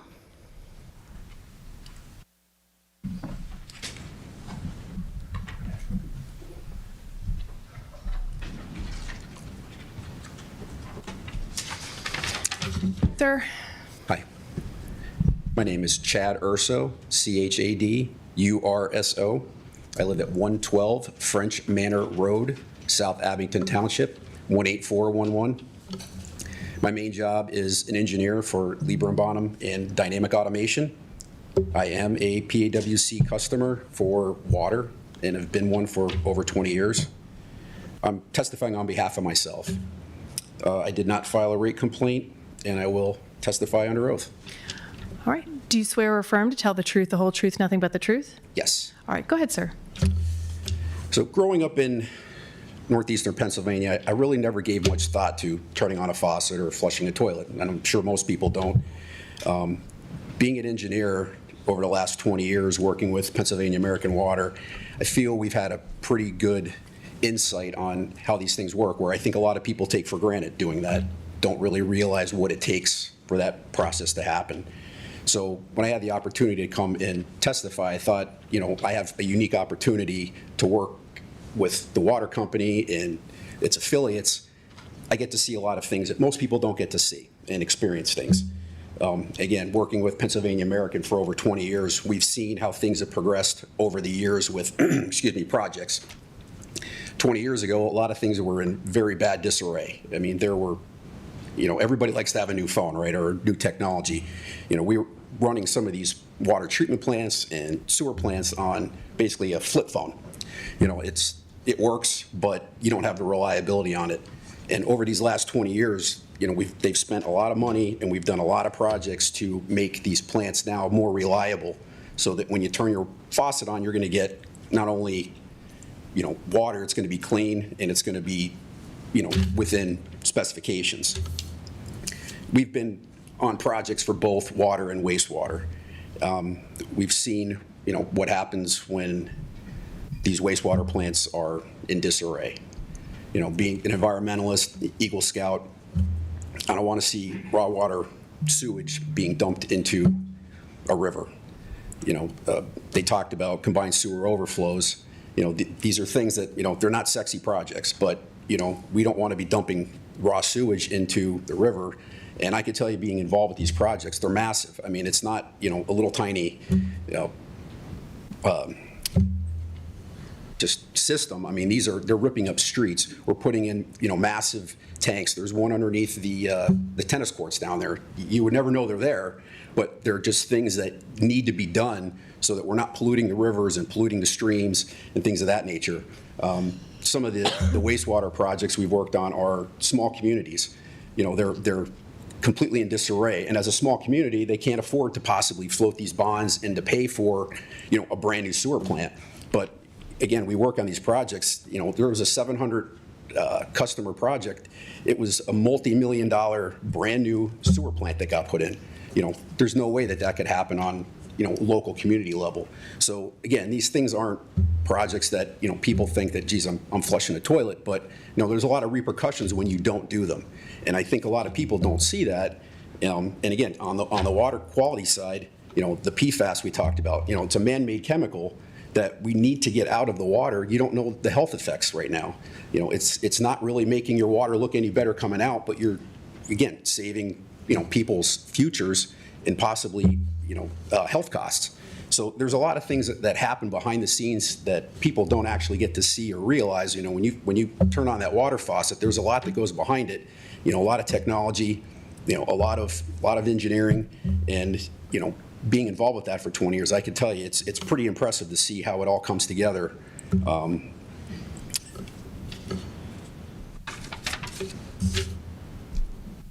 But you know, basically, that's pretty much, you know, what we wanted to say is, you know, I just really think that the amount of work that goes into it is just not seen by the general public. And, you know, I don't want my rate increased either, but I see the value and the benefit to it, you know, because we don't want to have, you know, a terrible infrastructure another 20 years down the road. It just, you know, wouldn't be feasible. So I appreciate the time.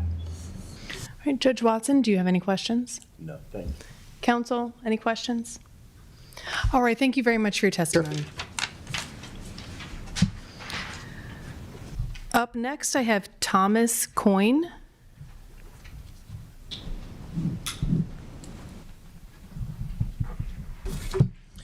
Good evening, Your Honor. Tom Coyne, Thomas, Coyne, N as in Nancy, E as in Edwards. 3244 Oak Avenue, Manuka, PA, which is a part of Scranton, 18505. Not employed. I am a customer of both the water and wastewater in Scranton. I am testifying on behalf of myself. I did not file a rate complaint, and yes, I am going to testify under oath. Do you swear or affirm to tell the truth, the whole truth, nothing but the truth? I do. All right, go ahead, sir. Relating to the last comment first, I do understand some of the infrastructure. My father, a long time ago, before he passed, worked at the Scranton Sewer Authority. I got to look around the plant 20, 30 years ago and see what it was like then. And recently, the water company did a tour down at the local wastewater plant, which was a nice thing to be able to go and see. I've seen some of the changes that they've done, such as taking the chemical tanks that used to be down there for the end process of cleaning the wastewater and replacing them with ultraviolet C light banks, because they are less hazardous than carrying toxic chemicals and transporting them to a residential neighborhood. So I do understand the benefits that some of this provide, and I have seen the background of how complex it is. But I'd like to also address the fears on the horizon, even though they're not directly related, and the potential long-term effects for customers.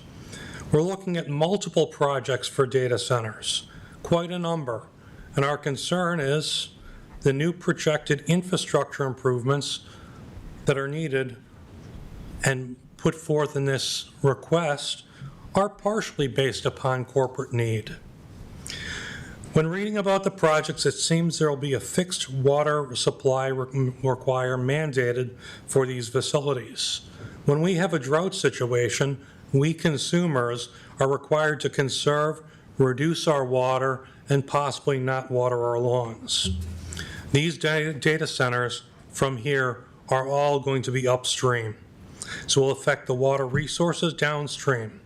The protections of downstream effects have already been put forth as legal precedents in the distribution of water upstream from the Chesapeake watershed, which we all share in having to pay for.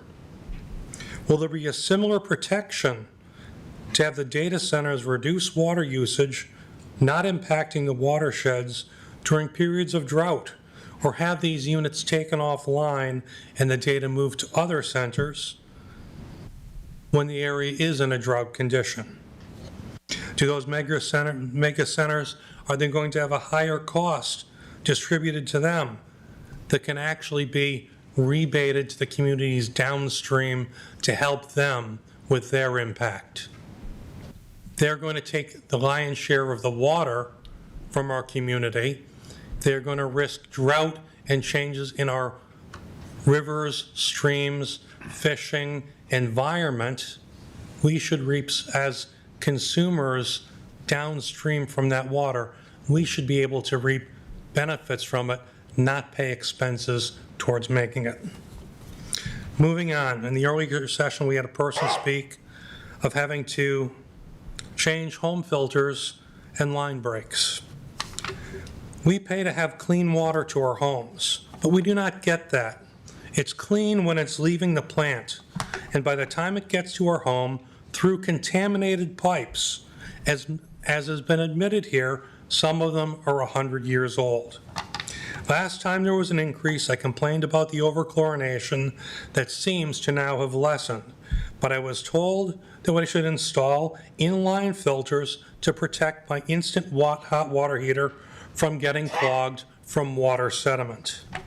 I pay for clean water to my home, but I'm required to filter clean water provided. Something's wrong.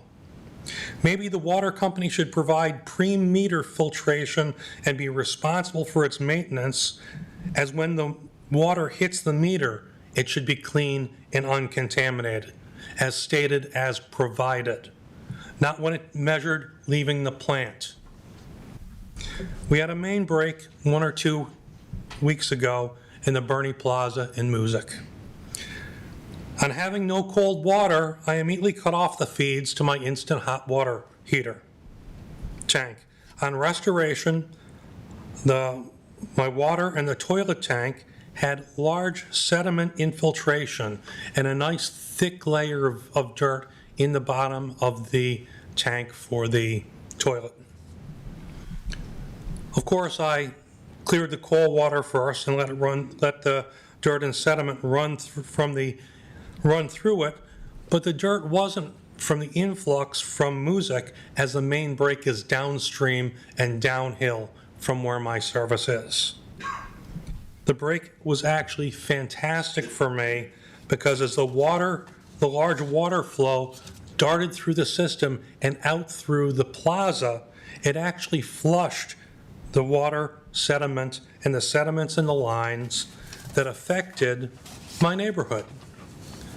Why is it we have to wait for a water main break to flush our supply lines so we get clear water that the sediment is removed from?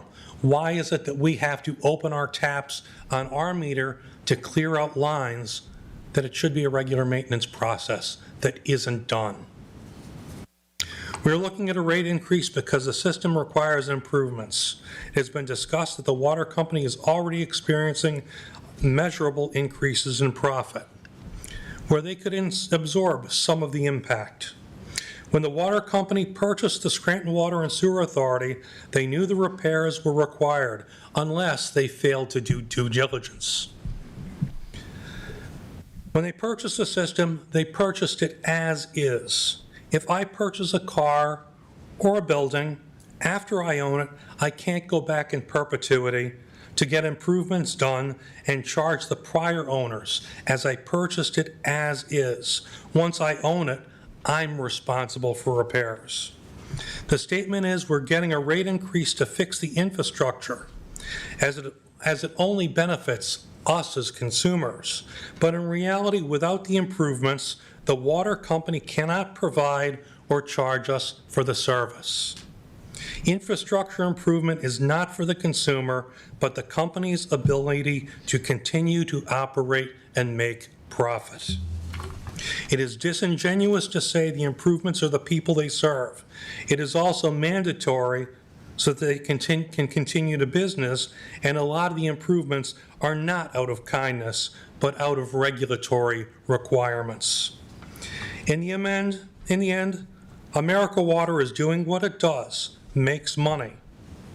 What I ask is that we look at consumers' increased food, electric, gas, water, and at the same time we have a rate increase that is to protect the very healthy profit margin.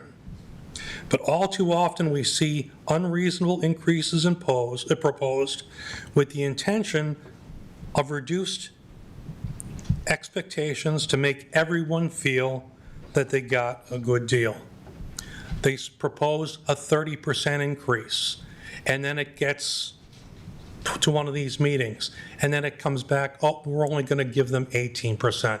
Well, they expected maybe 15% in the first place, and they knew by bringing 30%, when it came to something like a PUC meeting here, it would be negotiated, and everyone would walk away happy because everyone gets to claim that they work for the people.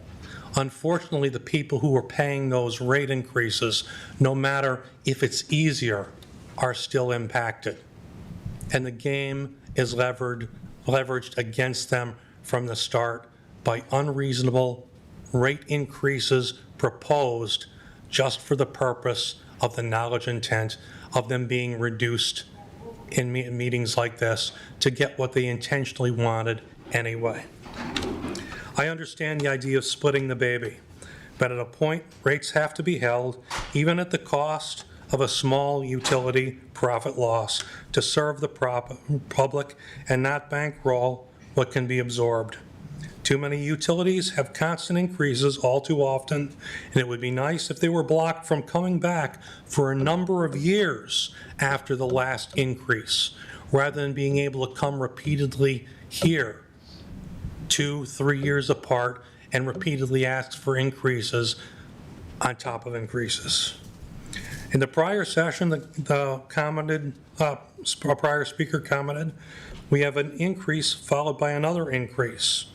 If we have a 12% increase and then later we have an 8% increase, the 8% boosts that 12%.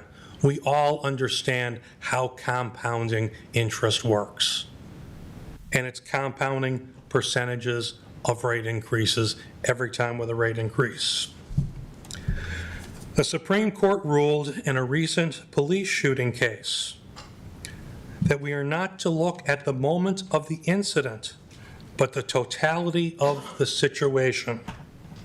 I hope in evaluating the increase, you review the numerous prior increases for the same infrastructure repairs and balance that decision not on this instant request for an increase, but the totality of the rate increases over time, not allowing the rate increase for prior improvements to be factored in to new increases that have already been granted for them.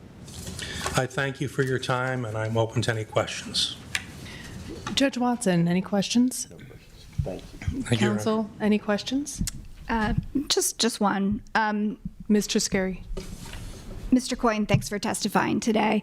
You mentioned some trouble with some sediment in your water. Have you contacted the company with your concerns? I contacted them at the first meeting. They called me back, and The answer that I got from your regional director, who called me back on the line, was they would look at the chlorination problem, which they have sort of corrected at this point. And for the sediment problems, well, it's my responsibility to put an inline filter in my house to make sure that any sediment coming through the water lines does not clog my instant hot water heater. I have to do normal maintenance on it, but evidently I'm responsible to filter clean water coming into my house before it gets that meter to assure that the clean water, which isn't clean water, doesn't damage my hot water system. And I find that a little bit unsettling that I'm told that when a product is delivered to my house clean and it comes defective to my house, that I have to take remedies for something that's promised to me as clean water for something that should not damage things in my house because it is not provided as agreed to and as advertised. Would you like someone from the company to contact you to discuss your water quality concerns? They certainly can, but if they're going to contact me and say that I can flush my lines and that I can buy a filtration system, it makes no difference. If they have a way to filter the water coming into my house at the meter without me bearing the expense for an action, which should be the water companies, because it's what you say you provide. If they're just going to say, well, we can tell you where to go to get water filtration systems, I have the internet. I can do that. Thank you. No other questions. Any other questions from council? All right. Thank you very much, sir. I thank you for your time, Appreciate your respectfully. testimony. All right. Up next, we have William Rigwald. Rinaldi.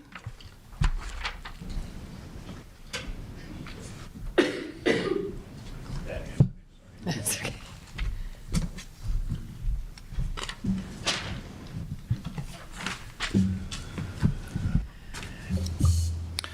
My name is Attorney William J. Rinaldi, R-I-N-A-L-D-I. My office is at 538 Spruce Street, Scranton, PA, 18503. I'm an attorney. I'm here in my capacity as the attorney to advocate for some of my business and residential clients. I won't be testifying under oath, although I have many times. And I did not file a rate complaint case, nor am I a Pennsylvania American Water customer. All right, and just to be clear, sir, you are not testifying under oath? Not testifying under oath. Okay. But I just want to make a few comments, and I'll be very brief. Sure. Then in that case, then, Court Reporter, we're not transcribing this. All right, go ahead, sir. I want to thank Judge Watson, Judge DeVoe for your patience. I heard you had a long afternoon. I don't envy your position, nor do I envy the position of the commissioners. But I want to just make two comments.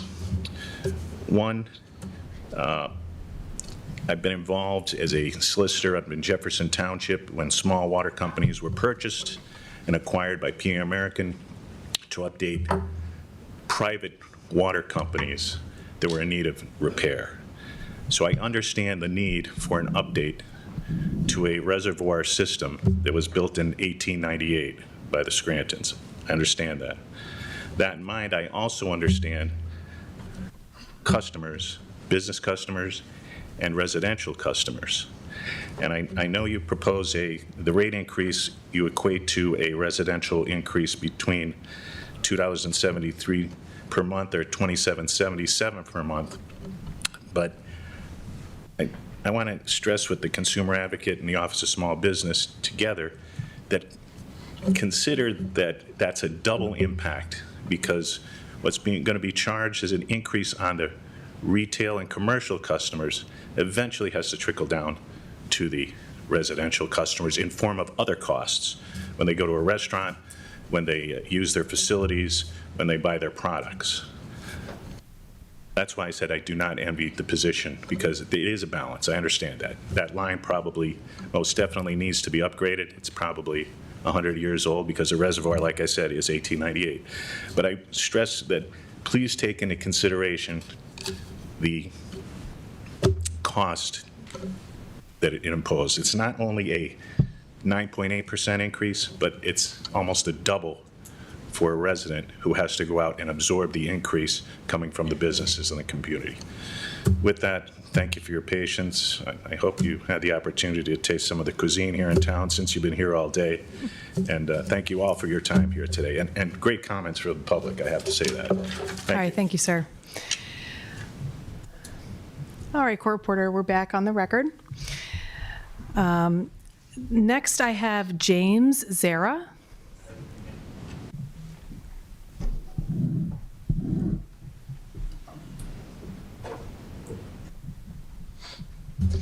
Good evening, sir. Are we at the end because we're at Z? I think you might be the last one. Okay.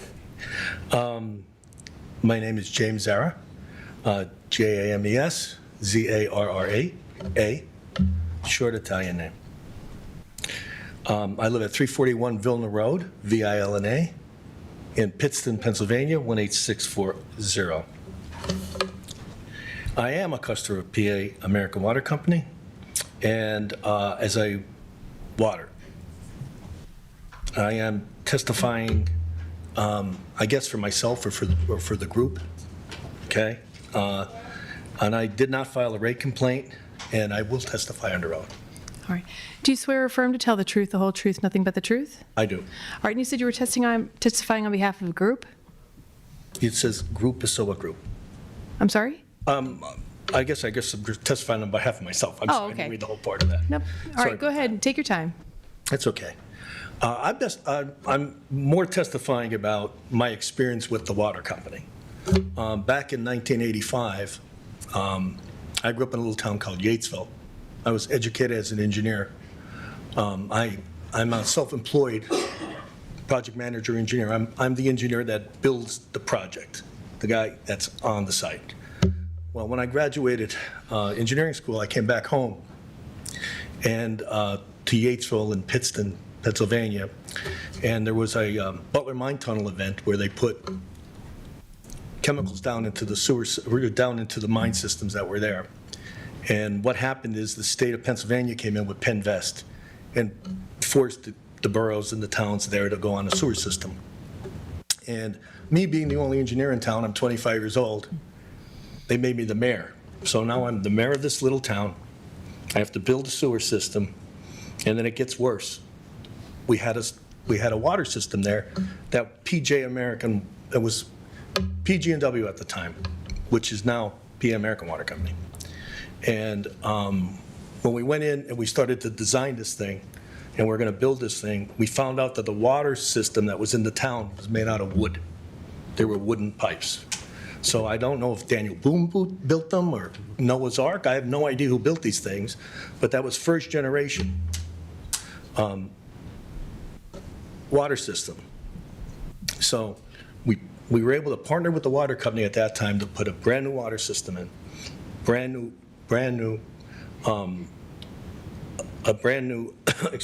sewer system in at the time. And also, they had the gas company. We ran a gas main through the town. What that did to the town is that the town went from a nice little hamlet to it exploded. It was the fastest growing community in Luzerne County all through the 90s.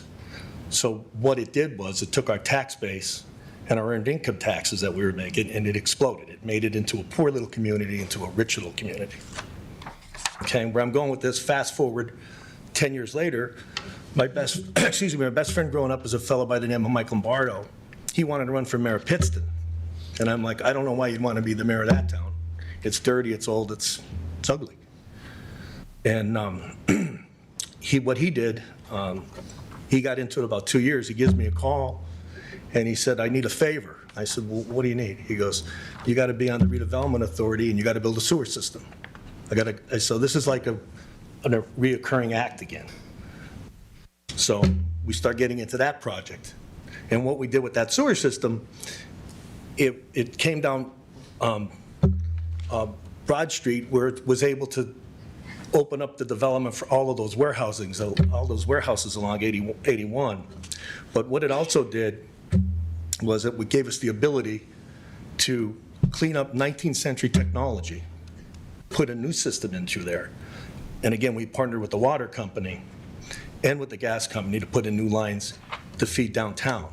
So what that did for Pittston City is, it's hard to remember it now how bad it was in the early 2000s and in the 90s, but now that community has grown and the tax base is gone crazy. I mean, it's not a poor city anymore. It's a rich city. Fast forward again, I'm on a project now in Nanticoke, restoring a Nanticoke Creek down in between Hanover and Nanticoke. And it's a creek that hasn't run in 80 years. I would beg to differ, it probably hasn't run in 100 years. We're restoring it, rebuilding it. However, we're doing a little archaeology when we're digging, and we found a couple water mains in there that had to be moved. We had to get them down. And again, we partnered again with the PA American Water Company, and we were able to backfeed the system of lower Nanticoke into Hanover, where the system is not dead-ended. We were able to do that, and we also were able to do backfeed it in case of emergency with a water buffalo. It had to be. We were able to do that and upgrade the whole system, so it's much more efficient for that. So what I'm trying to tell you is that there's a balance to an equation. You can't look at it one way, because we did an investment on this side in Yatesville, but our tax base hasn't gone up in 50 years. Same with Pittston City. Once we got the infrastructure, they haven't raised taxes in that town in 10 years. I mean, that's what I'm trying to get through my point. Also, I've used the PA American Water Company, has done some stuff with us during the Tomato Festival. I'm a co-chairman with Michael, and I chair that event. And they're one of our sponsors. They help us with some water filtration if we need it. And then last but not least, I am the chairman of the board for the Habitat for Humanity of Wyoming Valley. And we don't give anything. We make available a home to people that could want to step up. Like, they pay for the home, but we help them build it. And the water company's been a good partner for us with that for the last 25 years I've been on that board. So other than that, thank you for hearing what I had to say. Are there any questions? All right, Judge Watson, do you have any questions? Thank you. Counsel, any questions? All right, thank you very much Have a for your nice night. testimony, sir. Thank you. All right. I believe that is all the individuals that I had signed up. Oh, I believe Communications is bringing up another sign-up sheet. Thank you, sir. All right, next up, I have Michael Young.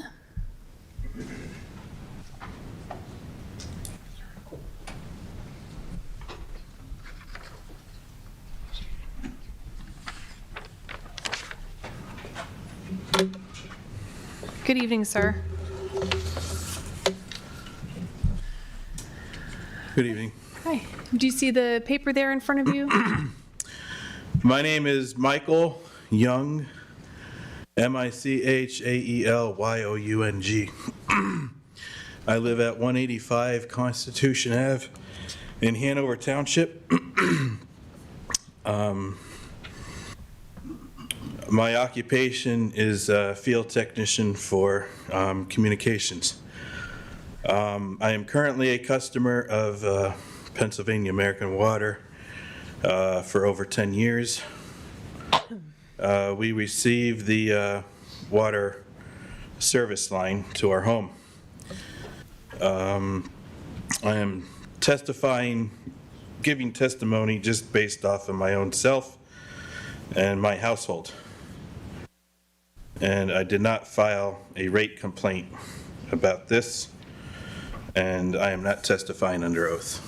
Okay, so just to be clear, you are not going to be testifying under oath? Correct. All right, in court reporter, we will not be transcribing this. We're off the record. Okay. So I think I only counted 3 things that I wanted to bring to the attention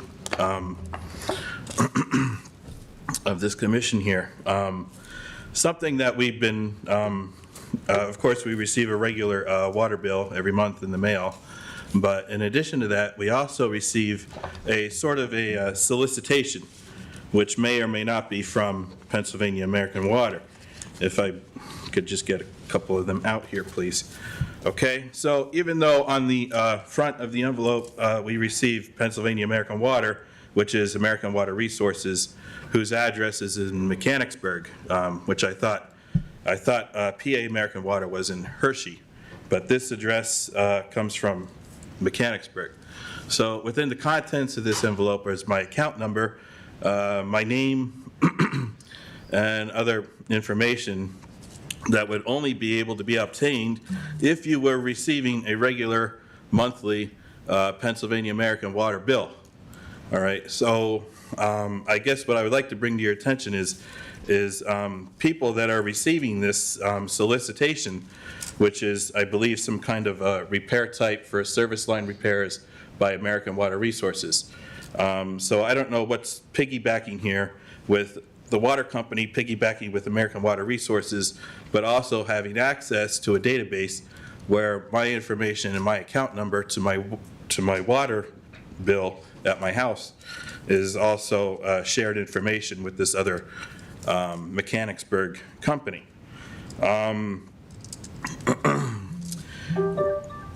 It also seems a little bit, I don't think, like these solicitations look more like a water bill than they do an actual solicitation. Okay, so there is some confusion when I receive these things that, am I opening up a water bill? All right, now I'm just going to get one out here if you just give me 1 minute here, less than a minute even. Okay, this is my 3rd notice. Okay, so even though I have received these things, okay, I'm actually receiving a solicitation that states on the outside of the envelope so that I become, like one man said, my heart rate beats up there. Okay, but just so that I understand that I am receiving my 3rd notice, but it's only my 3rd notice that I have not yet taken part in their insurance program for, I guess, for, I don't know if it's a sewer lateral or if it's the service line itself. I don't know exactly what it pertains to. And I also happen to understand the program that used to have a benefit of $10,000 has gone significantly down. Okay, so if I had even a savings, a minute savings in my account, I think it would really disqualify the need to have an insurance plan that would only pay out $10,000 if American Water Resources, you know, even gave me the benefit of the doubt and we're going to pay it, you know. So I just don't think that it's part of the Pennsylvania American Water Company to be sending out solicitations that look pretty much almost identical. Oh, here's my 3rd notice right here, big bold letters, 3rd notice, okay, because I haven't yet taken the bait, that look predominantly exactly like what my regular household bill would look like, okay? 2 in the same, like almost, right? But this one I don't have to pay. This one I do, okay? So these solicitations come continuously because I haven't yet, I don't know, asked them to stop, or I haven't yet made a plan, signed up for a plan, so, but they continue to come nonetheless, you know? So I don't think that's really necessary because they come, I would say 6 to 8 times a year, you know? So every other month almost I'm getting something like that to join their program, all right? And like I said, having a 3rd notice on something that's not even, you know, practical for me to have, I don't think that's wise, a value for the water company to share my personal information with a 3rd company called American Water Resources in Mechanicsburg, right? I'd like to just move on to something different now, if I may. It says in the water increase that for a customer with 3,263 gallons a month, okay? So my water bill is between 9, 10, and 11,000 gallons a month for a 7-member household, and a couple of animals, okay? Like pets, I mean, okay? Household pets. So when I'm receiving a bill, my typical bill is around $180 up to $240 a month, all right? So if I'm looking at what your proposal is for $168.7 million, approximately 14.6% total annual operating, what the increase, that would be what the increase would be, if I'm stating that correctly. And you're telling me that my bill can go up, if I'm only 3,000 gallons a month, my bill can go up between $2.73 per month to $27.77 per month. So I'm not really getting notified of anything because it's really so general and so far. I wonder, can anybody here tell me from where I live or from my account number, can they tell me exactly what I'm expected to pay? Is it going to be a $2 per month, which it certainly won't be because I'm way over the 3,000 gallons a month, or is it going to be a $27 per month increase, all right? Now, there are other estimates in here for other 3,000 gallons a month, which actually go up to an increase between 0% and 54%. I mean that's quite a value there. That's a real big range, right? So, you know, if my bill is going to go up 54% and I'm already in the $200 range for a 7-member household, you know, and you're not giving me anything to go on here if it's going to be anything different, okay? So,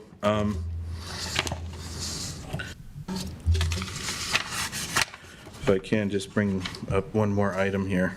Sure, take your time. That I wanted to address. Okay, so I covered the solicitation and then also how much the rate increase is going to be. I guess I wanted to ask anybody here on the commission. Okay, so from where I'm at in Hanover Township, we have a reservoir in the back mountain in Dallas, and there is also another reservoir in, I guess, Hunlock Creek Township, and there was a reservoir in Plymouth Township. So that having been drained, as I understand now, 4 or 5 years ago. Okay, so that one is actually on top of the mountain in Plymouth Township off of Weavertown Road. And that's, as it takes a while to walk back there. I haven't seen it recently, but I understand the last time I was there 3 to 4 years ago, there's no water in it. It's drained. It's a resource. So just in the supply and demand side of things, if there's more supply, or if there's more supply, then maybe that would cut back on the price of the demand. And I could say that one, from my knowledge of that reservoir being up there from the 80s and 90s to 2000s, being used as a place where we can get clean, fresh water from the top of the mountain in Plymouth Township, that's been empty and dry now, as far as I know, for the last 4 years. So if we were looking to perhaps, you know, add a little bit of fresh water to the supply, maybe making that, accommodating that and using that as a resource could also help the bills.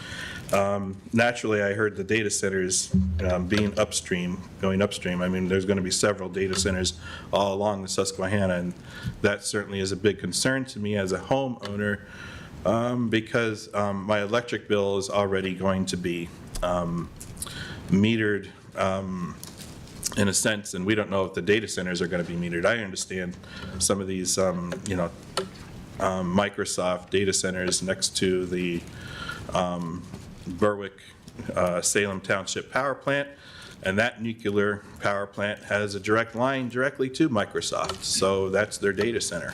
The one that used to, I don't know if it used to be Talon Energy or not, but that data center now is Microsoft. So that's a direct line. They're not even being metered. They just get all from those 2 nuclear reactors there. They just get all of that electricity right there, being so close to the power plant.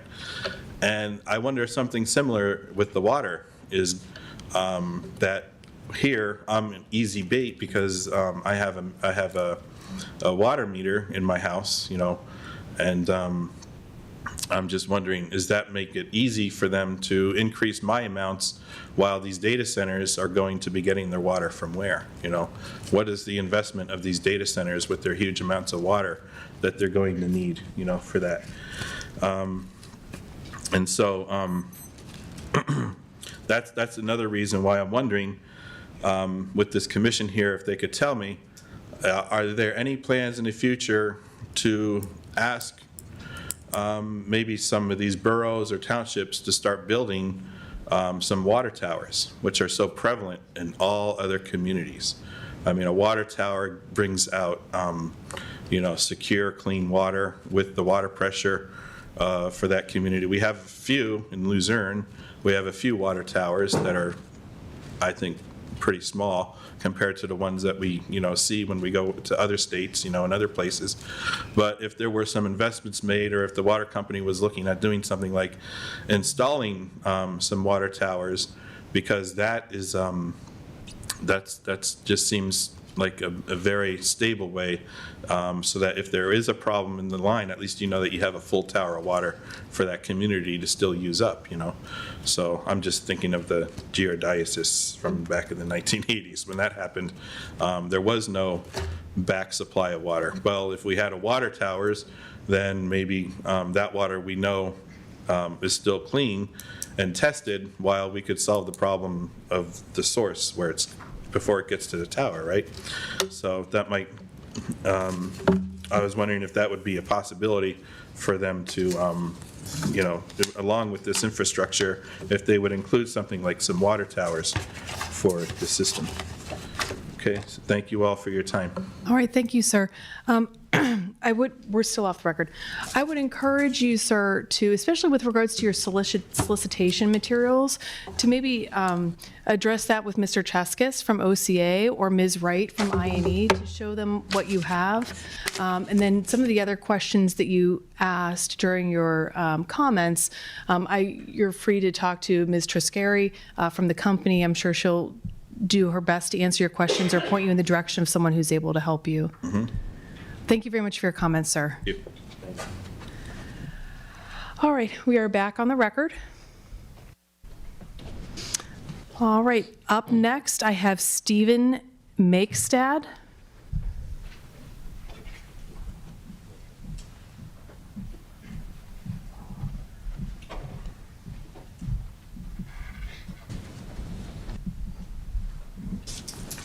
Good evening. It's Stephen Makestad. That's S-T-E-P-H-E-N, and last name's M-A-A-K-E-S-T-A-D. I live at 93 Saddle Ridge Drive in Dallas. My main job is I'm the vice president for Miracle Construction, so I'm here today representing Miracle Construction. Personally, I'm not a Pennsylvania American Water customer, and I did not file a rate complaint, and I am testifying under oath. All right, can you raise your right hand, please? Do you swear or affirm to tell the truth, the whole truth, nothing but the truth? I do. All right, go ahead, sir. So good evening. Stephen Makestad. I'm Vice President of Civil Engineering with Miracle Construction. Our group primarily works on the design and construction of commercial and industrial buildings in northeastern Pennsylvania. We typically own and lease the buildings. So I've been in the area almost 9 years now, the whole time working for Miracle. And in this time, I've had the opportunity to work with the staff of Pennsylvania American Water on several projects, including a lot of projects for buildings that we construct, as well as main extensions for the developments that we work in. So I think I've had 3 main extension projects, one in Jenkins Township for a new business park, one in Pittston Township, which was a main extension to an existing business park, as well as a main extension in Gregg Township for a new building that we were constructing. So as part of my job, I often have inquiries related to our developments and our prospective tenants that we bring into the buildings that we construct. And it's typically about, unique water demands. Sometimes we have tenants that are looking to move into the area and they have significant needs for water usage, and often a lot of our buildings have fire suppression systems as well, so we have to make sure that we can achieve the pressures and flow rates that we need to meet the requirements for those fire suppression systems. So I often have to reach out to the engineering staff at Pennsylvania American Water to work through the specifics of the projects. And in my experience in the last 8.5, 9 years, the staff at Pennsylvania American Water has been cooperative, and they've always been forthright in my experience, and really helpful with any questions that I've had on any of these projects. The employees that I've dealt with have always been extremely responsive and have always acted professionally. One example is, for every project that we do, I've probably worked on over 35 buildings in the area, and for each project, we have to apply for a new service, and we do a hydrant flow test, and we typically receive, we'll put a flow test request in and usually receive results within a week's time. I've always considered Pennsylvania American Water to be a good steward of the environment and a good community partner by giving back to the communities within which they work. And really, whether it's through community service or different environmental programs that they have. So personally, prior to moving to this area, I worked as a civil engineer in the Philadelphia area, so I understand, and really focusing on water and sewer systems in my time there. So I understand the challenges. I don't think anybody wants to see rate increases, but what I saw was I understood the challenge of maintaining and replacing the aging infrastructure when you're dealing with sewer systems and water mains that are sometimes over 120 years old, especially in urban environments where you have combined sewer systems that are, often utilities are mandated by the government to abate and reduce those combined sewer overflows. So I just wanted to say that I'm here in support of Pennsylvania American Water and everything that they're doing, and I look forward to working with them on future projects and appreciate their assistance and support on past projects. So I'd be happy to answer any questions. Thank you. Judge Watson, do you have any questions? Thank you. Counsel, any questions? All right. Thank you very much for your testimony, sir. All right.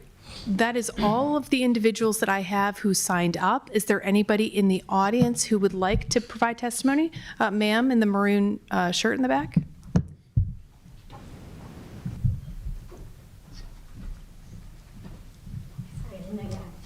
Oh, you're fine. That's why I always open it up at the end. So my name is Marion Wilderman. So it's MarionWildermann. And I live at 1554 PAWC Avenue in Scranton. I'm a social worker. I work in Scranton at Drug and Alcohol Treatment Service. I'm a customer for years of Pennsylvania Water. I'm testifying on behalf of myself as a customer, but also of everyone I know that lives in this area, friends and family specifically. I didn't file a rate complaint, but I will, and I will testify under oath. All right. Do you swear or affirm to tell the truth, the whole truth, nothing but the truth? I do. All right, go ahead, ma'am. So take your time. Okay, plenty of time. So I did a lot of reading about other communities and the water bills that they pay. And I've heard a lot during this session about the need for increase in infrastructure, but so does the rest of the country. And we pay some of the highest bills in the country. I don't have it with me, but in 2015, we were like the 8th highest in the country. We were right around Flint, Michigan, and we were higher than all the people that live in the desert, like, Nevada and all that. So I found some random water bills, and I just felt like I needed to share some of that information with you. So in Texas, Longview, Texas, what I did was I took the amount and I figured out per gallon. So, and these are all within 24 months, like between, they're not old, these are from 2024 till now. Longview, Texas, they pay 1.5 cents for a gallon. El Paso, Texas, they pay 2 cents a gallon. Round Rock, Texas, they pay less than a cent. These are all including sewer, by the way. This is water and sewer. Rhode Island pays 1 cent per gallon. Lakewood, Washington State pays 2 cents. Transburg, New York pays 2 cents. The city of Oklahoma pays 1 cent. Scranton pays 6 cents. And we're going to be up to 7 or 8 cents. I use approximately 25, I live alone. I use about 2,500 to 3,000 gallons. My water bill is about $200 a year, or $200 a month. It's about $200 a month.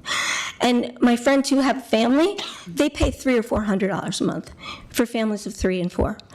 So my question for Pennsylvania Water is, why can everyone else do it better than you? And that's all I have. Thank you. If you wouldn't mind, Judge Watson, do you have any questions? Okay, thank you. Counsel, any questions? No. All right, thank you very much for your testimony. Is there anybody else who would like to provide testimony this evening? All right, seeing none. I do want to thank everyone for your attention.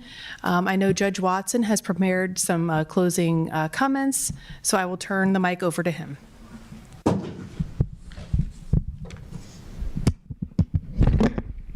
It's one way to do it. Thank you. Folks, thank you very much for coming out tonight. We do appreciate it very much. Judge DeVoe and I would like to thank you for your participation this evening. We do want to acknowledge the existence of some individuals and some groups. The University of Scranton for providing this venue, the University of Police, the University of Scranton Police Council, Commission staff and communications for all of your assistance. Also, we appreciate the time and efforts that the elected officials have provided for addressing the concerns of their constituents, and a special thank you to Jim Doherty for all of his help in providing accommodations for the public to make attending this hearing as convenient for the public as possible. Believe me, sometimes we cram into small spaces with limited seating, and it can be difficult. And I know it's a lot of work for the Commission and Communications and Mr. Doherty and all the folks to provide a convenient and an appropriate venue. And we do appreciate all of their work. Finally, and most importantly, Judge DeVoe and I would want to express our most sincere thanks to the witnesses, the customers, and the public for sacrificing your time and your obligations to come out and express your concerns and your issues here tonight. And we want to assure all of you that we take all of your comments and all of your concerns very seriously. And finally, again, I said it earlier today, and I'm going to say it again tonight. Sometimes public input hearings get a little bit hairy. Sometimes they get a little bit emotional. And these are important issues. I mean, these are issues that you address on a daily basis, and we know that, okay? And sometimes emotions get a little high, they run a little high, and these public hearings don't become as effective as they can be. And at times where we see division amongst people and neighbors, it causes concerns. But I have to tell you all, and I don't do this out of any sense of obligation. I tell you this because I mean it, and I say it as sincerely as I can. You all have very deep and important issues and concerns on both sides of the issues here. And yet you came here tonight, you put aside any division, you put aside the emotion, and you talked about what was important to you in a big group in front of a bunch of strangers, okay? And some of you may be thinking, will it even do any good? Okay, am I wasting my time? Okay? But you did it anyway. You did it in an incredibly professional way, and the amount of civility that I have seen in Scranton, and Judge DeVoe has seen today and tonight in Scranton, Pennsylvania, is probably as great as any I have seen in all the years that both of us have been doing this. So I just want to say thank you. I want to tell you we appreciate it. It means a lot. It really does. And not only does it mean a lot to all of us, but it should mean a lot to you, because I think what you need to understand is it gives you the opportunity to focus on what's important to you. It gives you the opportunity to focus on your issues. And you did that tonight. You were able to articulate all of these issues which are so important to you, and they're all so important to all of us. And it's because of your professionalism and because of your demeanors and because of the civility that you've shown. So you're a model, believe me, you're a model for our communities and others. And we appreciate it very much. Again, Judge DeVoe and I, to answer some of the concerns, look at all of the issues. We consider every bit of testimony, and believe me, there's a lot of it. And we follow the law, and we make certain that what we do is proper, it's just, and it's fair. So again, hearings are in March.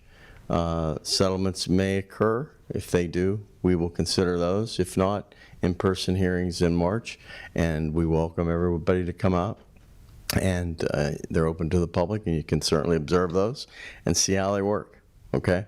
So again, thank you, and we appreciate it very much. And here's Judge DeVoe. All right, I just want to second everything that Judge Watson said. Thank you all for your cooperation, participation, professionalism. We do sincerely appreciate it. And with that, the time is 8:16, and we are adjourned and off the record. Thank you very much, everybody.